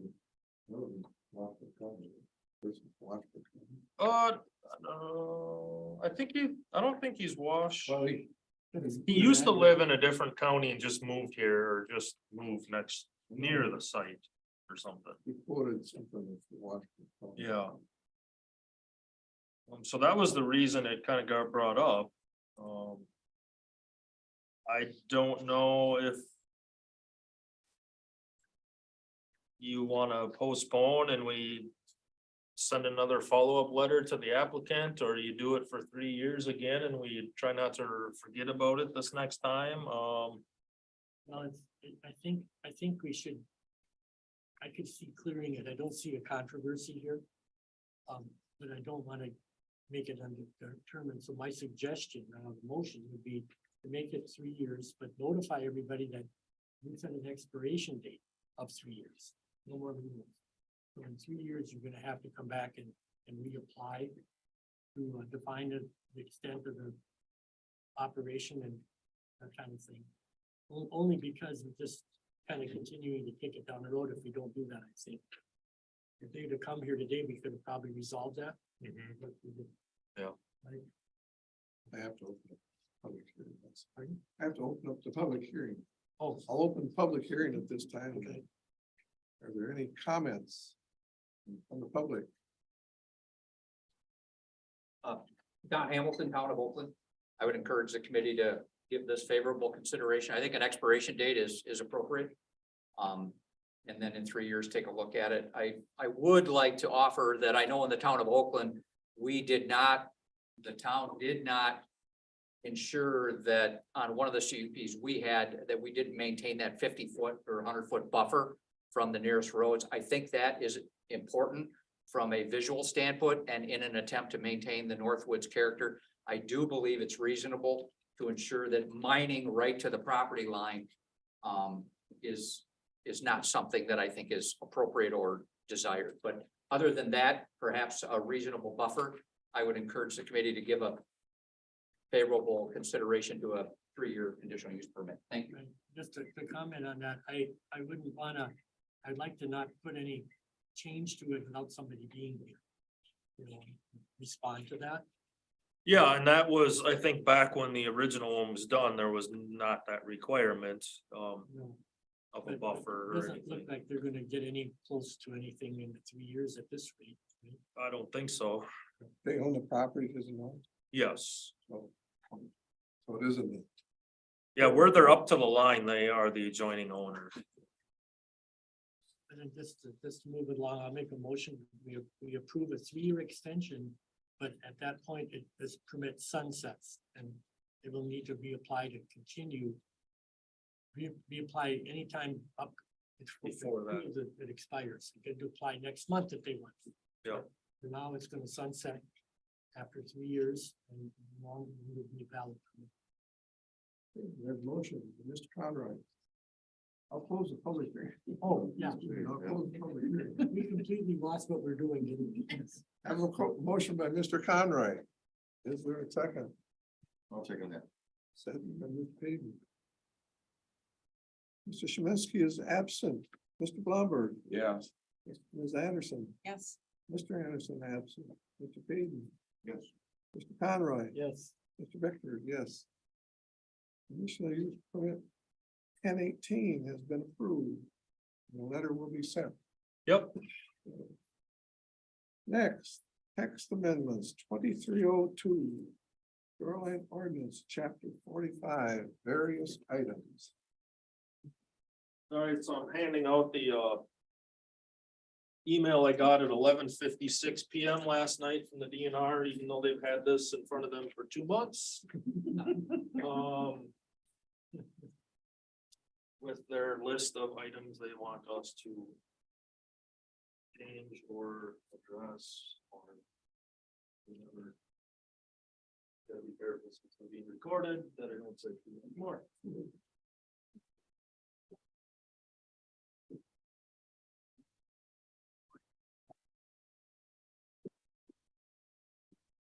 Document these in here before we. Did you document these changes? No, because I only got these 9 Oh. hours ago. Oh, okay. I didn't hear you say that. Yeah. I'm just gonna stay up all night and get it done. Good, that's good.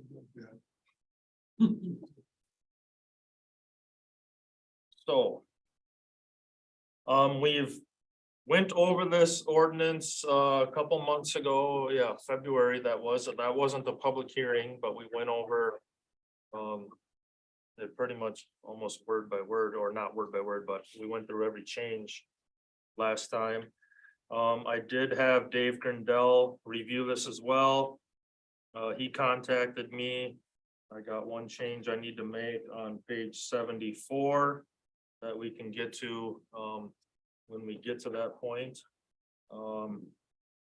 So yeah, the only, I guess I don't know if you want to open the public hearing, I suppose, before we get into Public hearing. going through it all.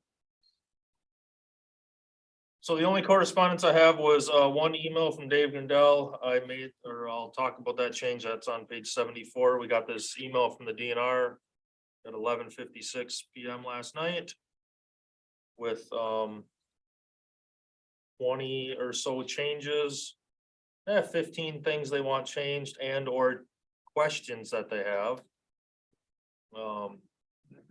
Sequence in your mind. No, just to make it more fun. Let's look at their comments. Well, do we want to open the public hearing first and let everybody? I open public hearing. Any public comments on this? I think there might be as we go line by line. Could we just raise our hand and? Or let's do it Like that way comment that because Okay. that way we won't. We'll all be on the same page at the same time. We have Patrick Hansen on the phone. Should I just leave him on then? Or mute him? Patrick's on. Yeah, why don't you, Patrick, do you have any comments?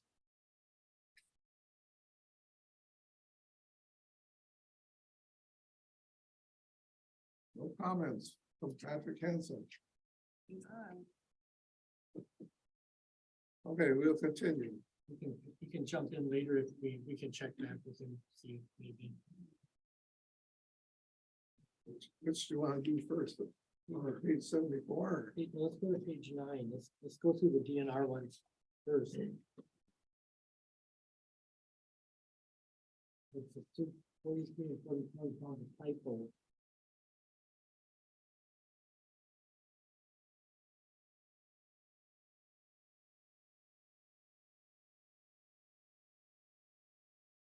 Page 9, lines 43, 44.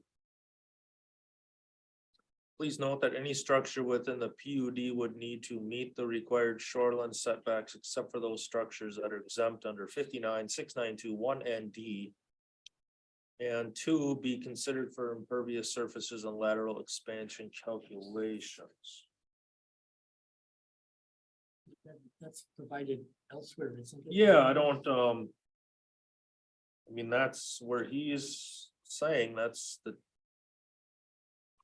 what we have for the definition of open space.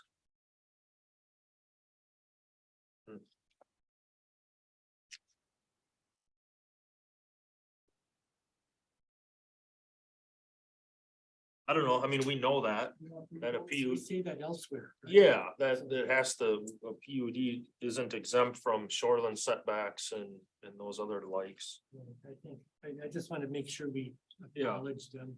Yep. I didn't see any issue with that. So page 16, line 11, if we're going through the DNR ones first.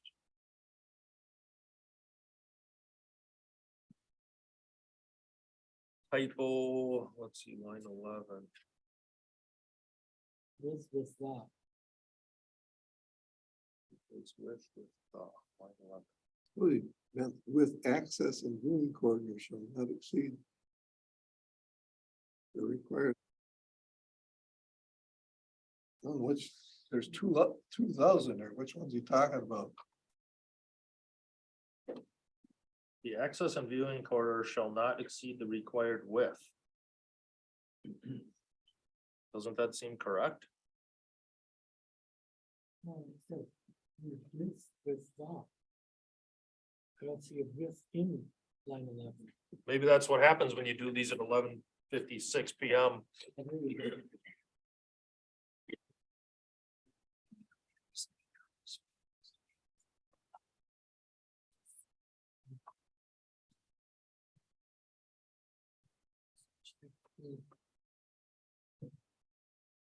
Patrick Hansen, are you with us? He's, I am, can you hear me? Right. Yeah, we can hear you.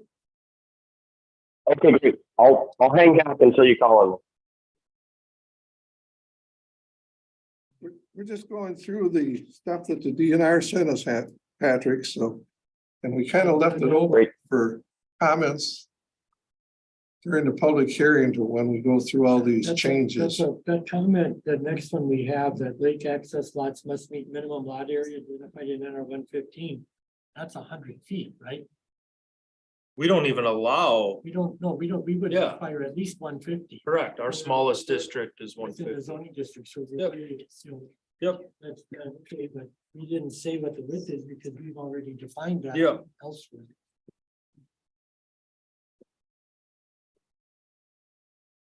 So let's see, the next one is page 16, line 37.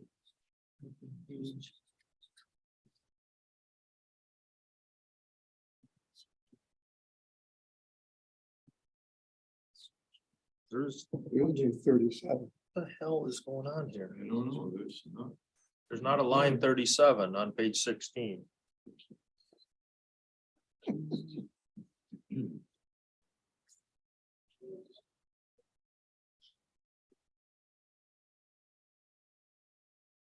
So anyway, so boathouses it talks about on the next page. So it looks like his question is. Please clarify if within the vegetative buffer zone or vegetation protection area, does this mean a boathouse can be anywhere on the property? Well, how I treat it as a boathouse. Needs to be above the ordinary high water mark, and it has to be within the viewing and access corridors.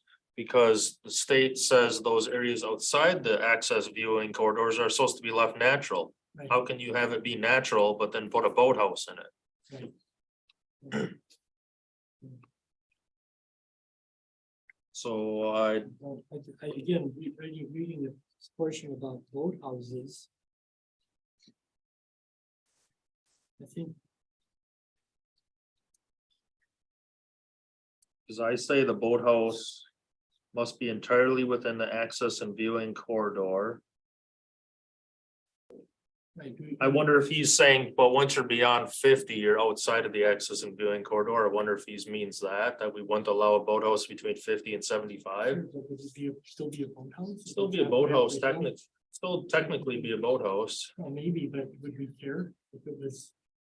No, and who builds a boathouse 50 feet back from the lake? They typically want it down by the shoreline. I think we define where a boathouse. would Yeah, be under the ordinance yeah. already, and. I guess that. If it's back outside the. Beyond 50 feet. Then the issue of protecting the access, the buffer is. Sort of moot, Correct. so. Yep. Okay. So we're just. I guess we'll go with that. Page 18. Lines 36 through 38. What are we talking about here? This is not compliant as it requires the structure to be within the access viewing corridor, which is more restrictive than what is allowed. So we're talking about open-sided and screened structures, so this is our gazebo law. That they gotta be at least 35 feet back from the ordinary high water mark. Apparently, it's just that within the access and viewing corridor. Yeah, portion.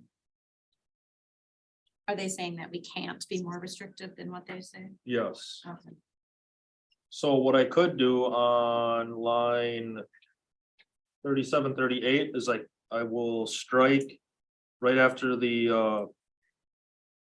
So I'll leave if the structure is located between 35 and 30. Oh, then it must be located within the axis. So I could just strike all of 9.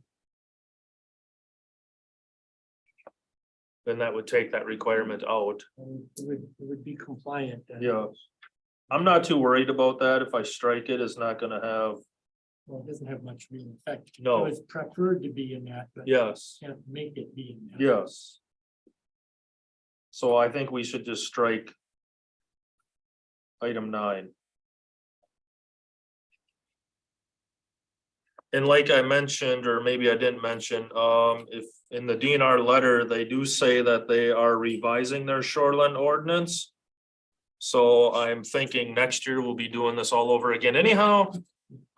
So I'm not gonna lose too much sleep over if they tell us something is, Yeah, if it's, Not if perfect. it's nebulous, we're gonna ignore them, but if it's, they say Yeah. strictly not compliant, we yeah, fix that for now. yeah, The same thing applying to satellite dishes, which are going extinct, I guess. yeah, no, I mean, yeah, now they got the little, dish direct TV little things, but, With everybody getting fiber optic, we're all streaming now anyway. and Yeah, that is DirecTV 's true. going- DirecTV is streaming now, they're, won't even fix your dish. yeah. I guess I wouldn't worry about it, but it's. So I would just strike. I will strike the sentence that the broadcast signal receiver shall be located entirely within the access viewing corridor or outside the vegetated buffer zone and vegetation protection area. So I'm just gonna strike that sentence. That works. Now, again. I don't understand how. That's being more restrictive when they restrict that you can't put stuff in the vegetation protection area. Which is Yeah. basically what I'm saying there, but then they say that's too strict. See, I can remember when the first thing that landed on the beach of the lake for satellite broadcast was as big as a spaceship. Mm-hmm, You could see it from the whole lake. mm-hmm. Yeah, the C-band satellite receivers. Okay, so that'll take care of that. Next one is page 19, lines 7 through 9.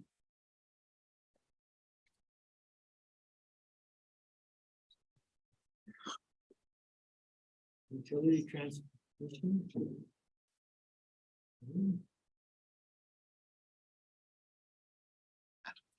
I think he again doesn't like, the utility structure shall be located entirely within the viewing and access corridor. Or outside the vegetative protection buffer zone and protection area. So again, I'll cross that off. That one sentence. 42, the same.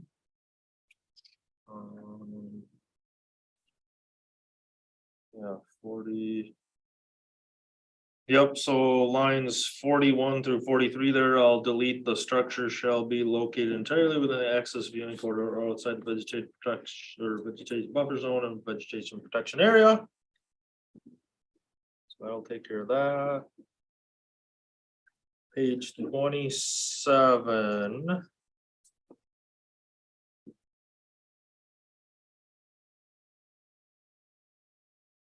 Lines 9 through 10.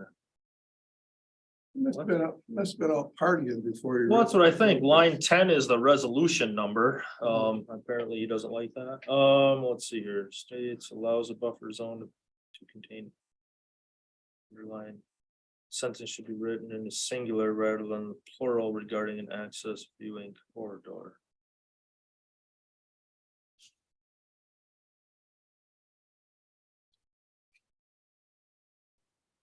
He's not on the same page.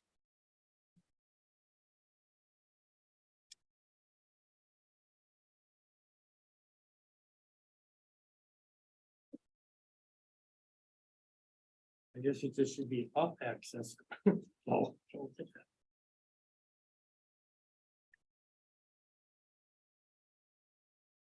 Well, you can have multiple viewing and access corridors, so I'm wondering if that, because with the word and, that means quasi means one.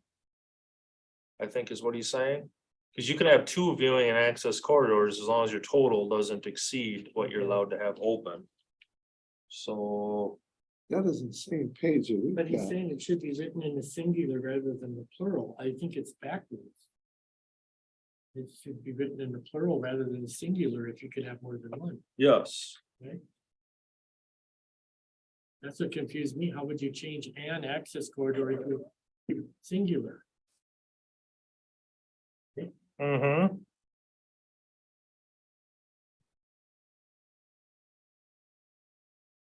You could just say. That's why I wanted these like a day ahead of time, so that I could have looked at them and thought about what he was thinking about. Leave it and ask him for clarification when he back.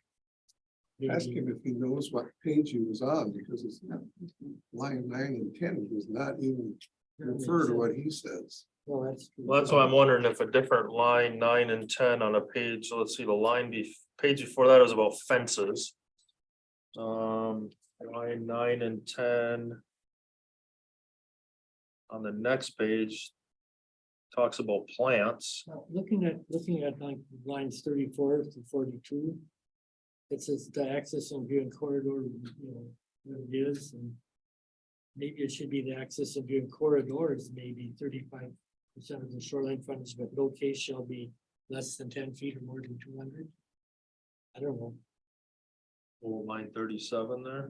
Maybe 39, the access viewing corridors, maybe run contiguously. No, but that would be singular there. Because that's what the next line C there is, the access and viewing corridor may run contiguously. That's telling us that it can be contiguous or not contiguous. Right. I think we should leave it alone until they fix the model ordinance. Okay. I fine with that. Page 28 and 29. The department would like to discuss this section and the concept of vegetation protective area with you to understand the thought behind it before making a comment. Well, then I guess we can skip that one. It's on the picture when you amend this. Yeah, tell us what you don't like. If we think it should be. Yeah. Page 30, lines 7 and 8.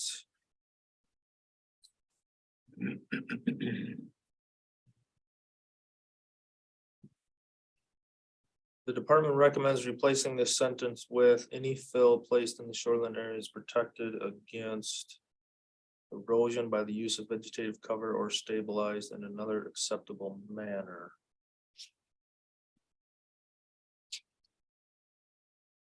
See, so this wording that we have here is from the model ordinance. So they must be changing the model ordinance to that, but they haven't shared with us what the whole model ordinance says. Well, I don't know that it's better necessarily.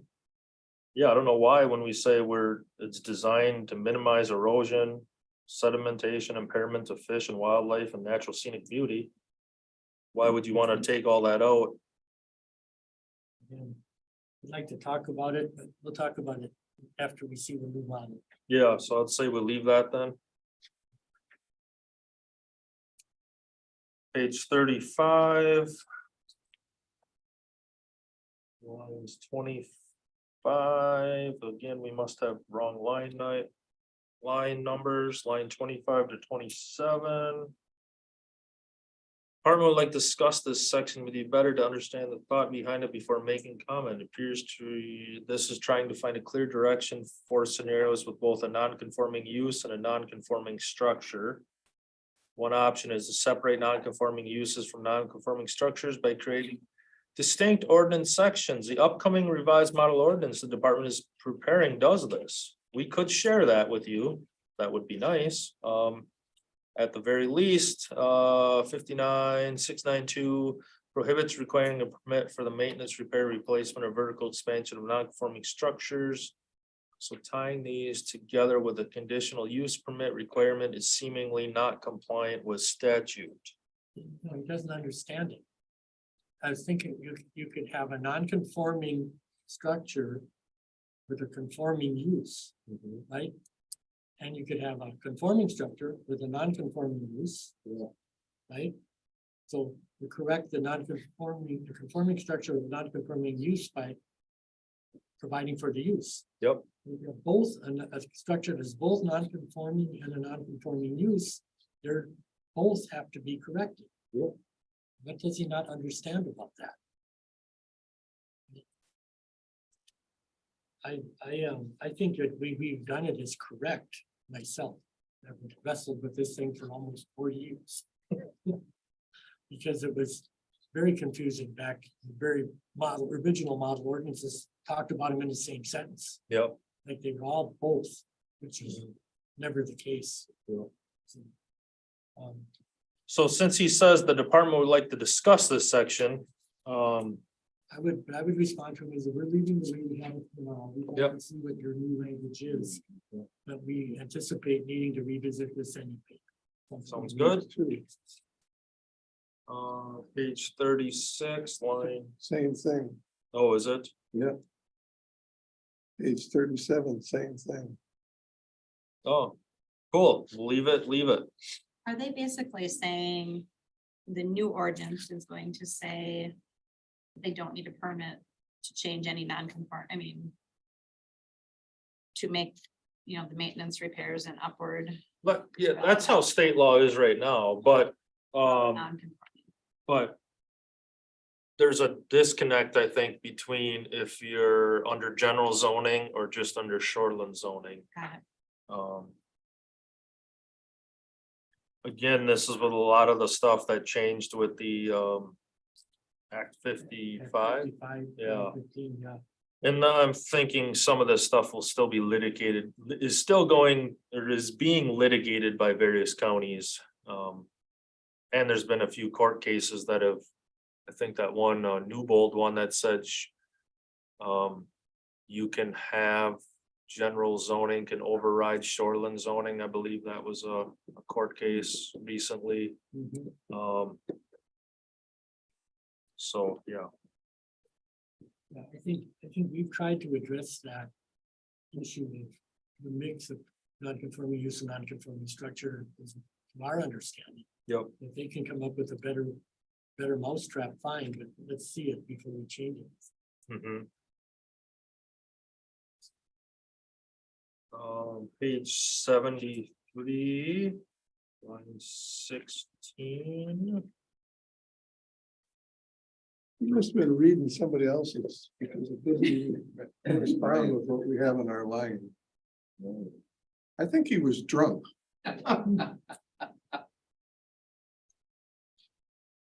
Let's see here. Just send a reply back to him, Jason, that we'd like to discuss that you don't know what the hell you're talking about. So my definitions of garage is on actually page 74, lines 26 through 31. And if I read. Garage attached means a portion of a principal structure utilized for the storage of items. Garage is not designed to be used for human habitation. Garage detached means accessory structure used, garage is not. A garage is not designed to be used. These are considered non-habitable accessory structures. I was trying to define an attached garage versus a detached garage. So yeah, I think I have detached means an accessory structure. And I say attached means a portion of a principal structure, which being the house. So I don't know. I guess I don't see what the concern is there. It's good rationally to me. So then he has note that the numbering is not consistent throughout. First parentheses are numbered, later the first parentheses are letters. I'll go through that and make sure I have all the parentheses, letters versus numbers. I'm putting that up. So that's all his comments. Page 74, I had my one comment from Dave Grindell. Line 1. We have the definition of filling means the act of transporting, depositing, or placing the deposition of any material by artificial means. Dave wanted me to add right after where it says any material. He wanted me to add below, on, or above the ground surface. We're getting really technical here with trying to make sure. Above the ground surface, I don't know, repealing the law of gravity. maybe. But I think that might have been, Grade. yeah, because I think that has to do with some court cases, maybe that It's it was. probably language taken from. Yeah, I get It was the original ground versus this new fill above the original ground, so I'll make that minor change. So I guess that's all I had. That's all Dave had. Dave only had that one thing and then the DNR's list, so and I don't know if, Couple back to the conditional use part that we chatted about before the meeting. yeah, Where is that? good question. I've been streaking by it. Here it is, I think on 64. Yeah. 64.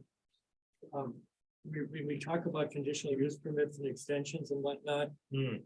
And the D down there should probably be a 2. Because you have a 1 and then you're supposed to have a 2, just a normal construction, Yep, right?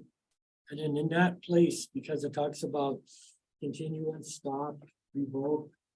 We should put maybe in there the fact that we can set expiration or sunsets and can require.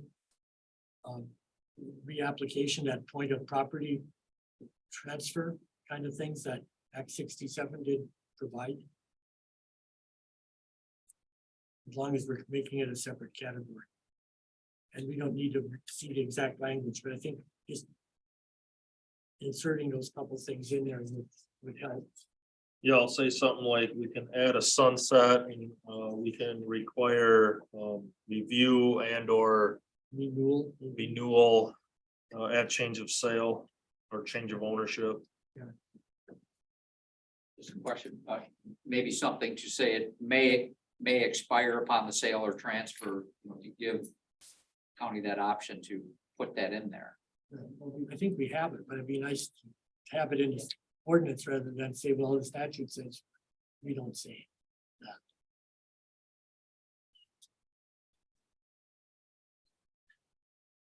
All right, I'll come up with something. And I would just add, if I can, while we're on this point, I mean, especially if folks are aware of this and this authority of the committee is a little more clear to the committee and the public, it might take the edge off of some of what sometimes feels like we're approving something and it's going to be forever or for perpetuity.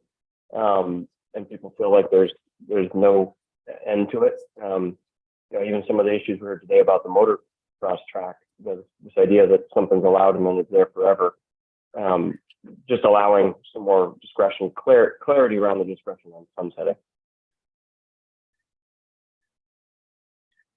A question I have is, let's say during this period of time, they're clearly violating one of the conditions.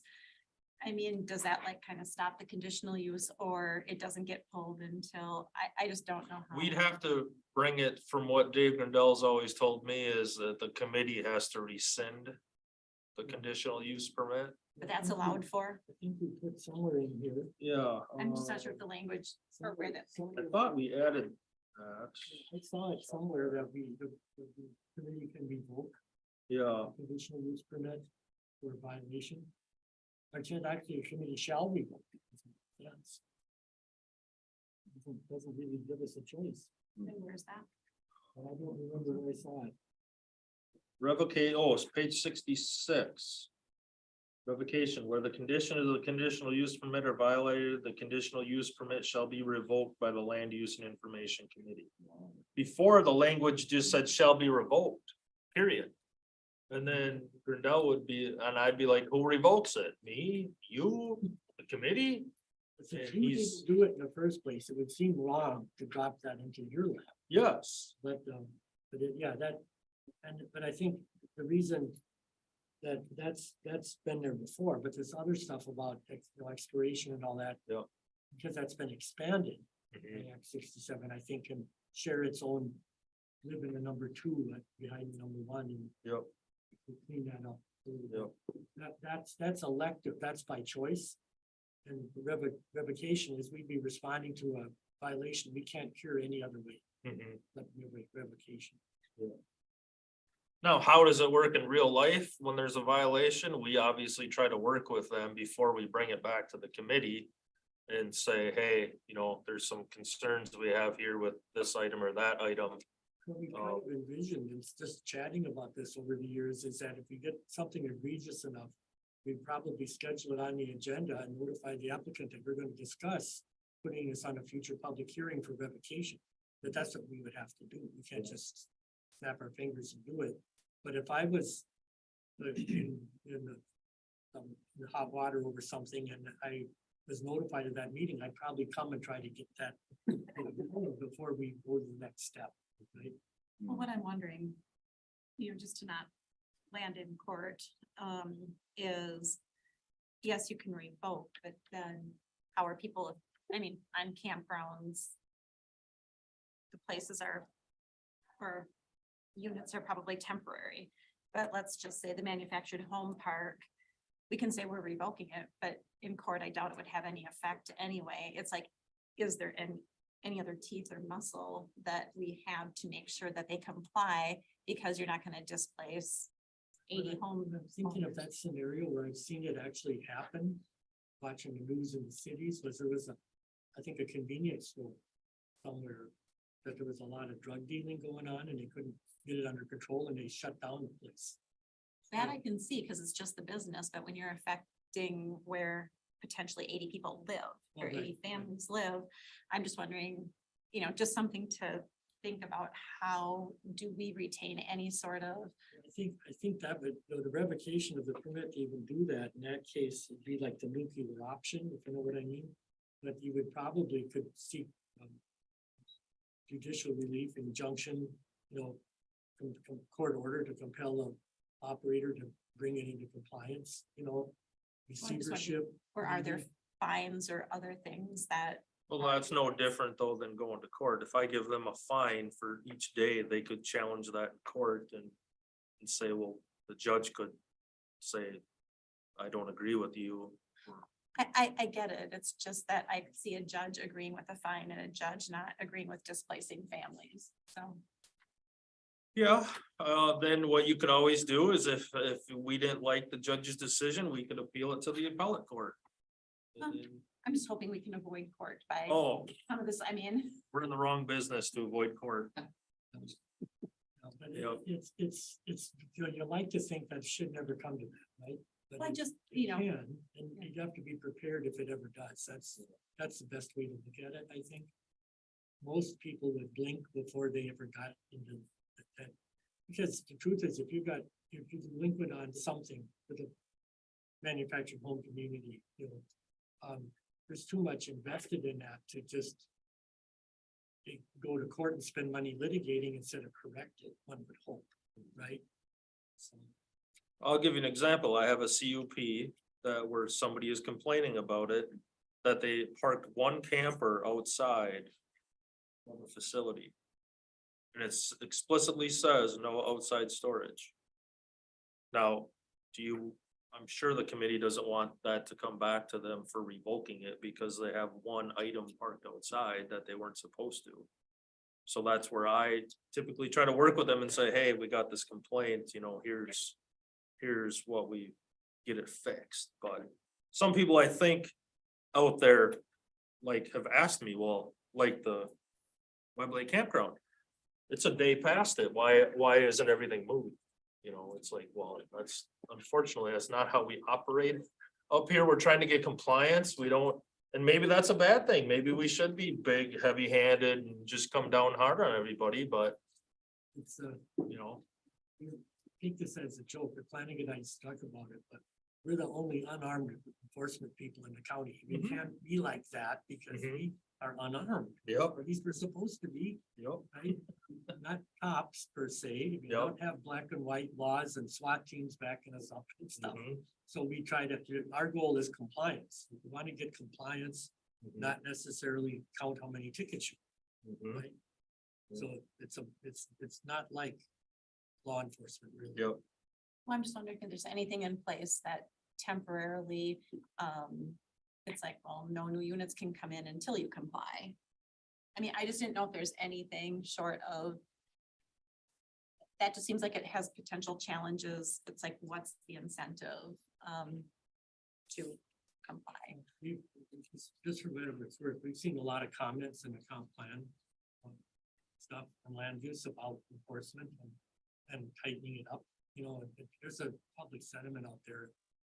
I don't know how strong it is, but there's certainly some of it that they don't really understand. First of all, it's all shades of gray here, not black and white for the most part, but besides that, they want to see when somebody is in violation, something happens. Today, that kind of happened. And see where it goes from there, but it is not as easy as just, you know, being able to say, you're arresting this person and cuffing them and away we go, right? So it's just a matter of stepped enforcement, increased level, you know, do it. Jim's dad, big Jim Flanagan used to, somebody said, well, I'll just do that. I said, well, do whatever you can afford because it's gonna cost you, you know, that worked pretty well as a response to stuff like putting sand on the beach or whatever. Mark, I think that comes to the point where we have, whether it's shall or may have the ordinances, a lot of times it's been. They shall means you have to do it, may means we want to enforce it, but either clean it up or fix it up. Type of thing. So it's a very little more. true. We've been working on some of that in the plans too, where the plan would say shall and shall can's not ordinance, so it should be, you want to do this or encouraged to do this, but maybe aren't mandated to do this. But anyway, we're getting off on a tangent, so. Any other public comments? If this is a good moment, this is Patrick Hansen on the phone. I've got just a couple. Go ahead. Sure. Okay, well, thanks for hearing me here. Hopefully I do better than the DNR on the page number and the line items. So if we can rewind for a minute to page 56, as it's numbered in the amended text of the document, the ordinance. One of the things that I just noted in here is that the amendment moves the mobile home park density from 6 acres to 6 units per acre to 3 units per acre. And I think that makes sense as far as maybe harmonizing that with that use with residential lot size requirements, or just making it a little bit closer to that, or making it a little more fit with the rural character of Burnett County.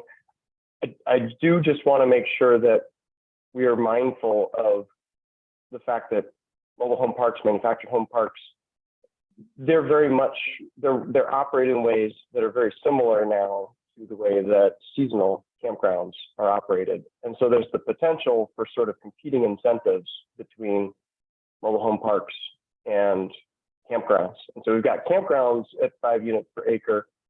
And when mobile home parks were in the ordinance at 6 per acre, you could get a few more mobile homes into a 20-acre lot than you could campers.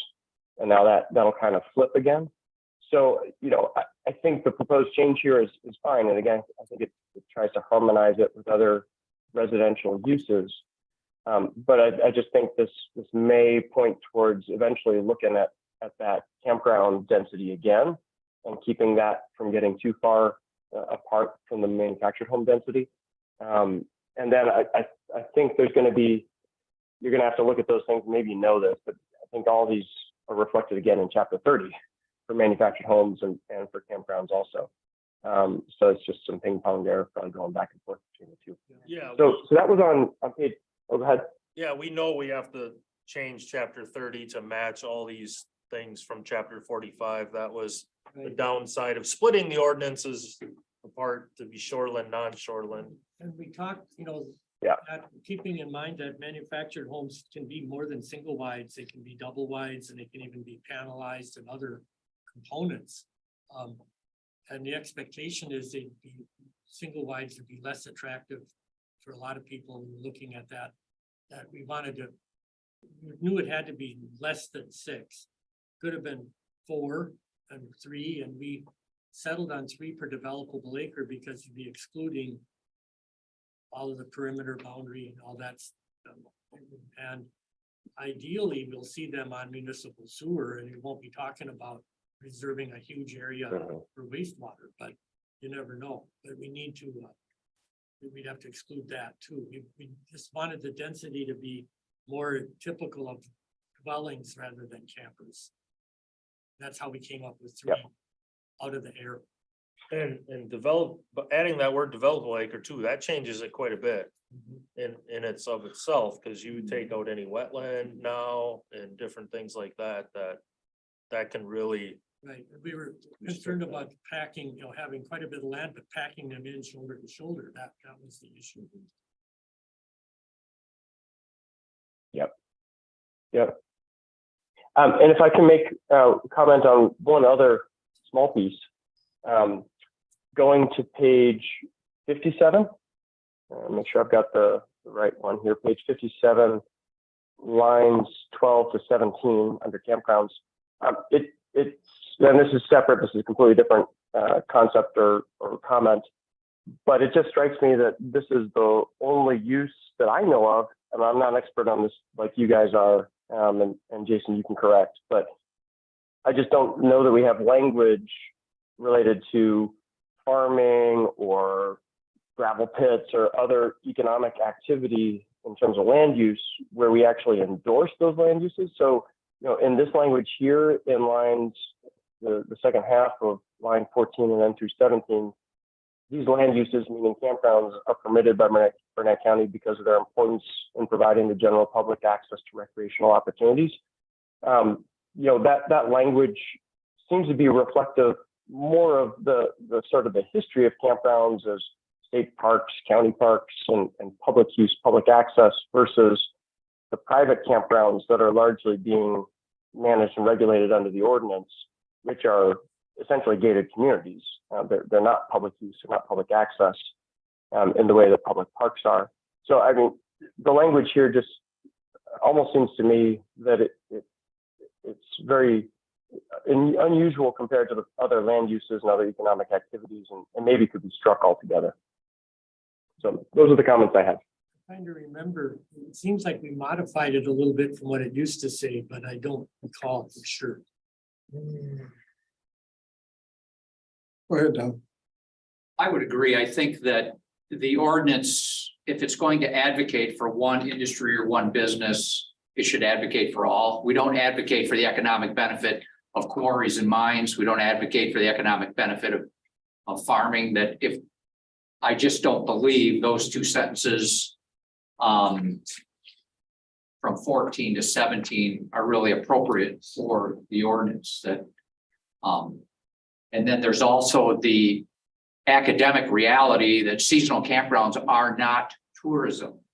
Hotels, motels, and transient overnight short-term rental are tourism by academia, by study.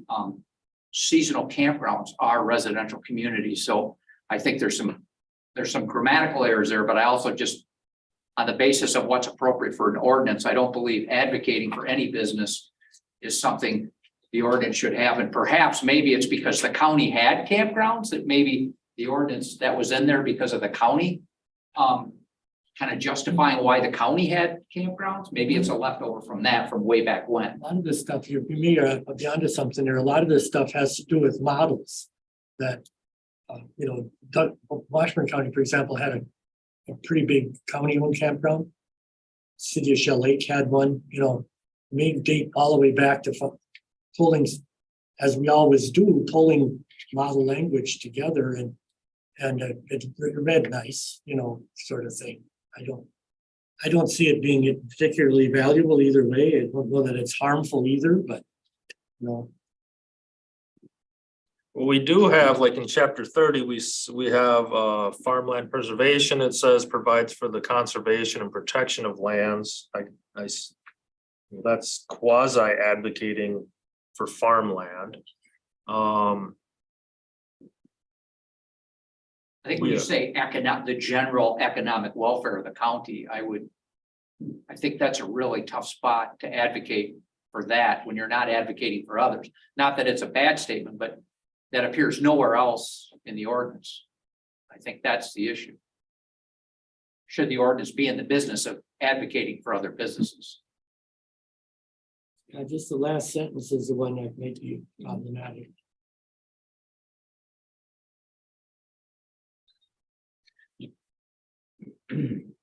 Yeah, I guess you could just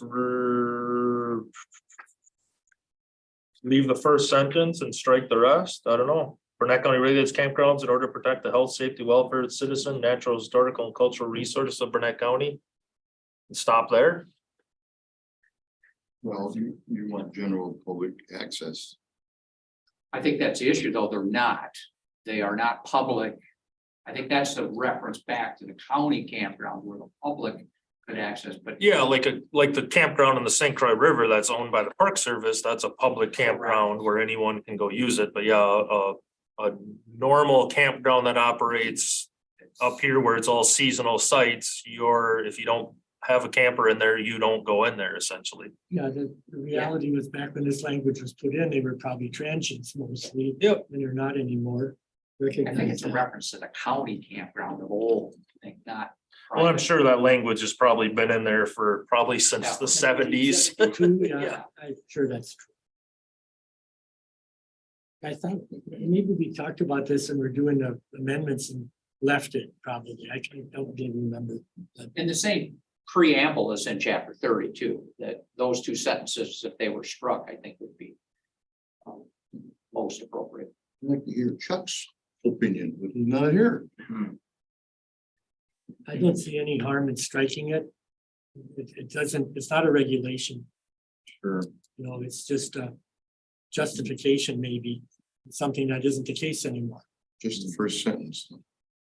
Let's leave the first sentence and strike the last two. You.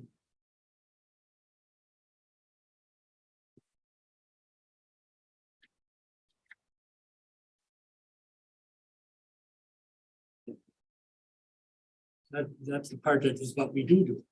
First sentence. Anything further? But it all goes back to Burnett County and the camper cabins. No, that's right. We regulate our own selves, Yeah. right?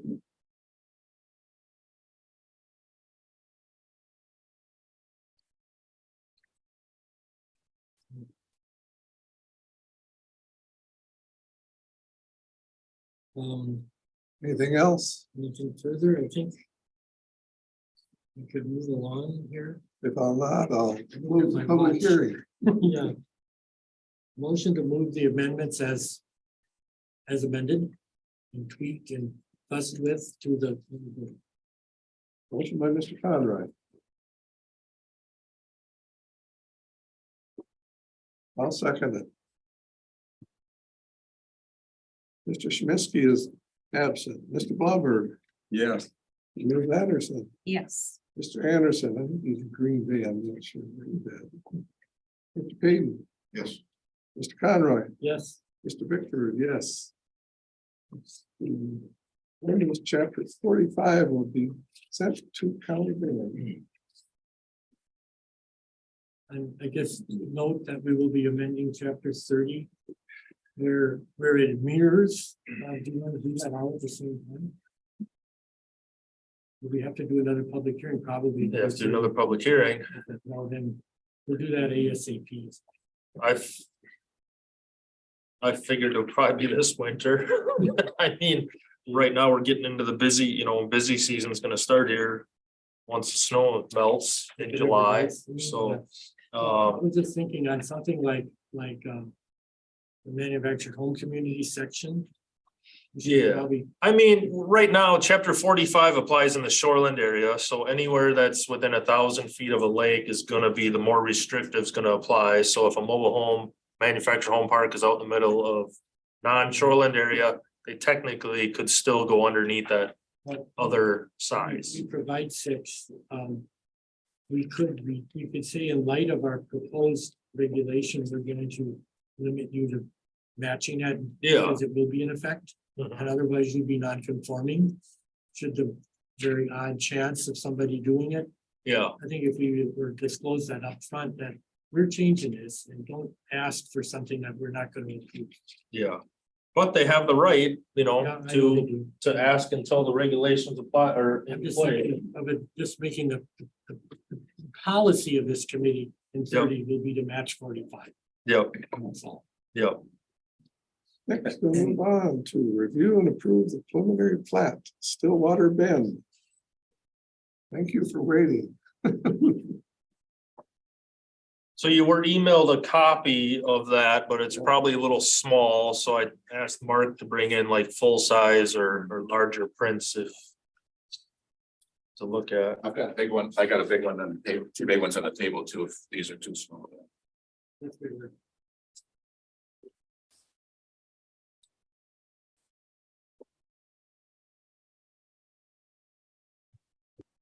Thank you.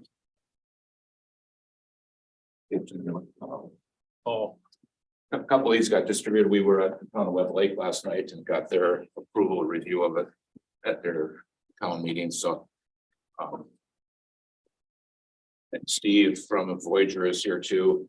If there's any other questions. We're quite involved with the process. We reviewed it with Jason. Our original layout, you got a nice clean one with just the sizes and so forth. The county has the topo, building sites and things like that. We all looked at. The wetlands were included on your copies as well. Basically, Steve picked sites. We made the lots to fit, conform with them and so forth. And so this is what the plan is. Everything will be fronting on the town road except for up in the corner here, lots 6, 7, and 8. Up in the top corner, they will have a shared access going there. That used to be the old snowmobile trail going up through there. And Steve has rebuilt for Outlot 3 is there on the north line. They've connected the snowmobile trail going towards Webb Lake Cabaret area. And then on the south end, Outlot 3, there's a trail going there between the wetlands that goes over to what used to be Gliders, or is now called I can't remember. Randy's. Randy's, yes. And so this snowmobile trails used to go through all this Voyager property, and now it's been adjusted a little bit, but they're still connecting out there, so. And actually part of it goes down the town road too. So those lots 9, 10, and 11, there's a lot of wetland, but it's not, it's wetland, not what do you consider that, because we're. So, and it's enough area to have buildable area without any issue. Yes, That's what those wet was hedge meadow kind of things. yeah, it's pretty much open, and there's I think there was a beaver dam out in the middle, so there's, could be technically some navigability there, but not. Even if you look back at the old maps, what was part of that south lobe of Crystal Lake is really not navigable hardly at all ever either, but we do have the outlot around that yet, and it was outlotted before with the previous additions that are adjoining. And we look to maintain at least a 35-foot buffer strip of high ground around the edge of it, so none of those lots will be riparian either. They'll all be non-riparian lots. That's those kind of popular things, probably at the very peak of water, pretty wet, but most part are not. You can see that the one that is navigable open water is the one actually south of the property there, right? Kind of in the notch there. That's a little bit more of a pond right there, so. You said you're at town board over there. Yes, we were there last night. They approved it, so they just. This has been a long time of ruinous thing. In between Voyager subdivision and Little Bear one. Been there so long, I staked that. It's how long that. There are monuments at all the old lot corners, and that's where we were with our original design. And we've taken that off to clean it up because we modified the building sites on them because there were more smaller ones. We boxed them more, made them a little more larger and so forth, and to fit with a pretty more uniform thing. Also to note, the top lot here of lot 1 is actually part of lot 26 of the Crystal Valley Shores one. It was a 3-acre parcel, and because of the way the town road went through there, we split the difference there to make it more equitable. Voyager had held selling that one off before, knowing that we wanted to resize or reshape things a little bit there, and so that it's also included with the lot. Just an amendment to that. It just get replatted, and then the town concerned that the town road has been built there. They put all of it in. It had all the erosion control plans and everything put in there from before. Was all constructed at the same time. We made this all lots, so this could be conveyed to the town. In totality, also, they've got the easement, they're using it, they're collecting gas tax in it already, but we'll make the transfer when everything's completed here too. Yeah. You know, if you have any questions for Steve too, I think this is part of the perpetual camping units and so forth too, that the other ones were there as part of the overall PUD they have too. Within the, what's the word I'm struggling for? The covenants, this is camper friendly portion. Yeah, they amended their PUD 7, 8, 10 years ago, I think it was, and got 7 of the subdivisions to be where they allow perpetual camping, and this will be one of them.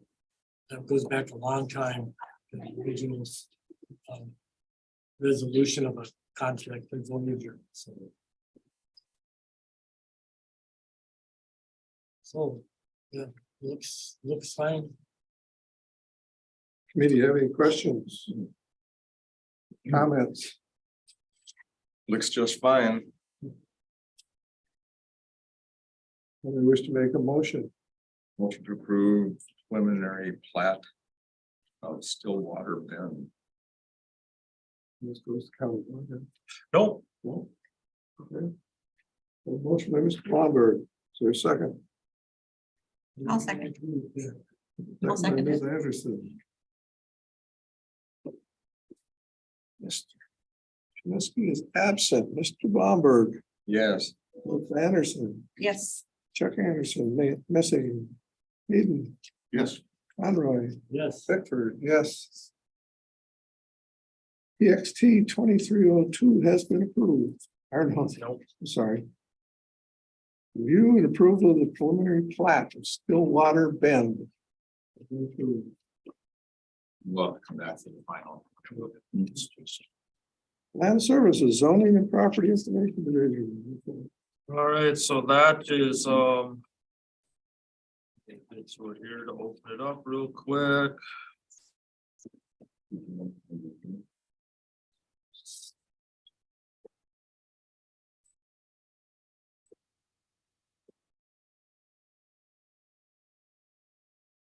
So you have, come on. Here we go. We got some corner maintenance done. This was a lot of sheets that I, in the town of Scott that we did maintenance on, or that Catlin from Barron County did maintenance on for us. I finally got around to reviewing them. So that's why you see 55 maintenance sheets done. Staff reports are in there for what they've been working on. Budget report is in there. You'll see nothing really out of line. It's beginning of the year. Our revenue is down a little bit compared to last year. Our permits are down. You'll see that later on a little bit. I'm surprised with all the snow. No, the snow. I mean, I talked to the contractors. They're still swamped. A lot of them are booking into 24 already. Some sewers have already gone in this year because there's really no frost. That's true. So I think once the snow is gone and the weight limits are gone, you know, it's gonna be go time. So. Oklahoma land rush started this year. Yep. So I don't think anything really is out of line. I'm not concerned at this point with anything in the budget. Website statistics are in there. About 225 or so users per day on the weekdays, about 75 users per day on the weekends. This time I put in there what countries they're coming from that are using the website.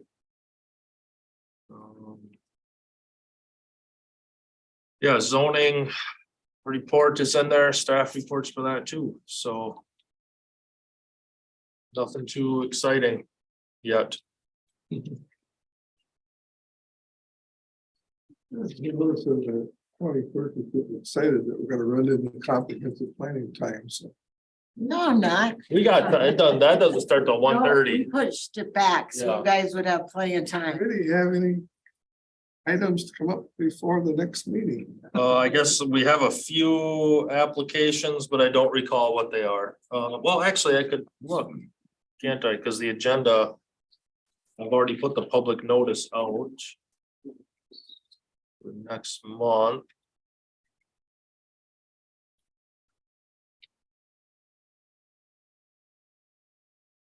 What do we got? Allow chickens in a residential area. That's the only one on, so that'll be an exciting meeting. Chickens in a residential area, and that's something we'll probably have to talk about one of these years when we look at chapter 30. We want to allow some small sort of egg type use in a residential area. Chickens in particular. Yeah. I run a dozen or something. Yeah, No roosters. yeah. Sure. Yeah, chickens are allowed in the village of Grantsburg. I remember when I lived in Dallas, I would hear the roosters. In the city of Dallas, in a very nice, Henry Marcus lived in that neighborhood, Neiman Marcus. That's Texas, I guess. So, yeah, whenever we get into revising chapter 30, that's one of my items I want to look at. Just to allow some sort of, We did something like that. I don't remember anymore for that very reason. There's for a while and probably again, with egg prices, people will wanna, they will buy a dozen hens, I can, get my own eggs. And that's pretty minor, and it's when you got 100 meat chickens or a bunch of roosters crowing.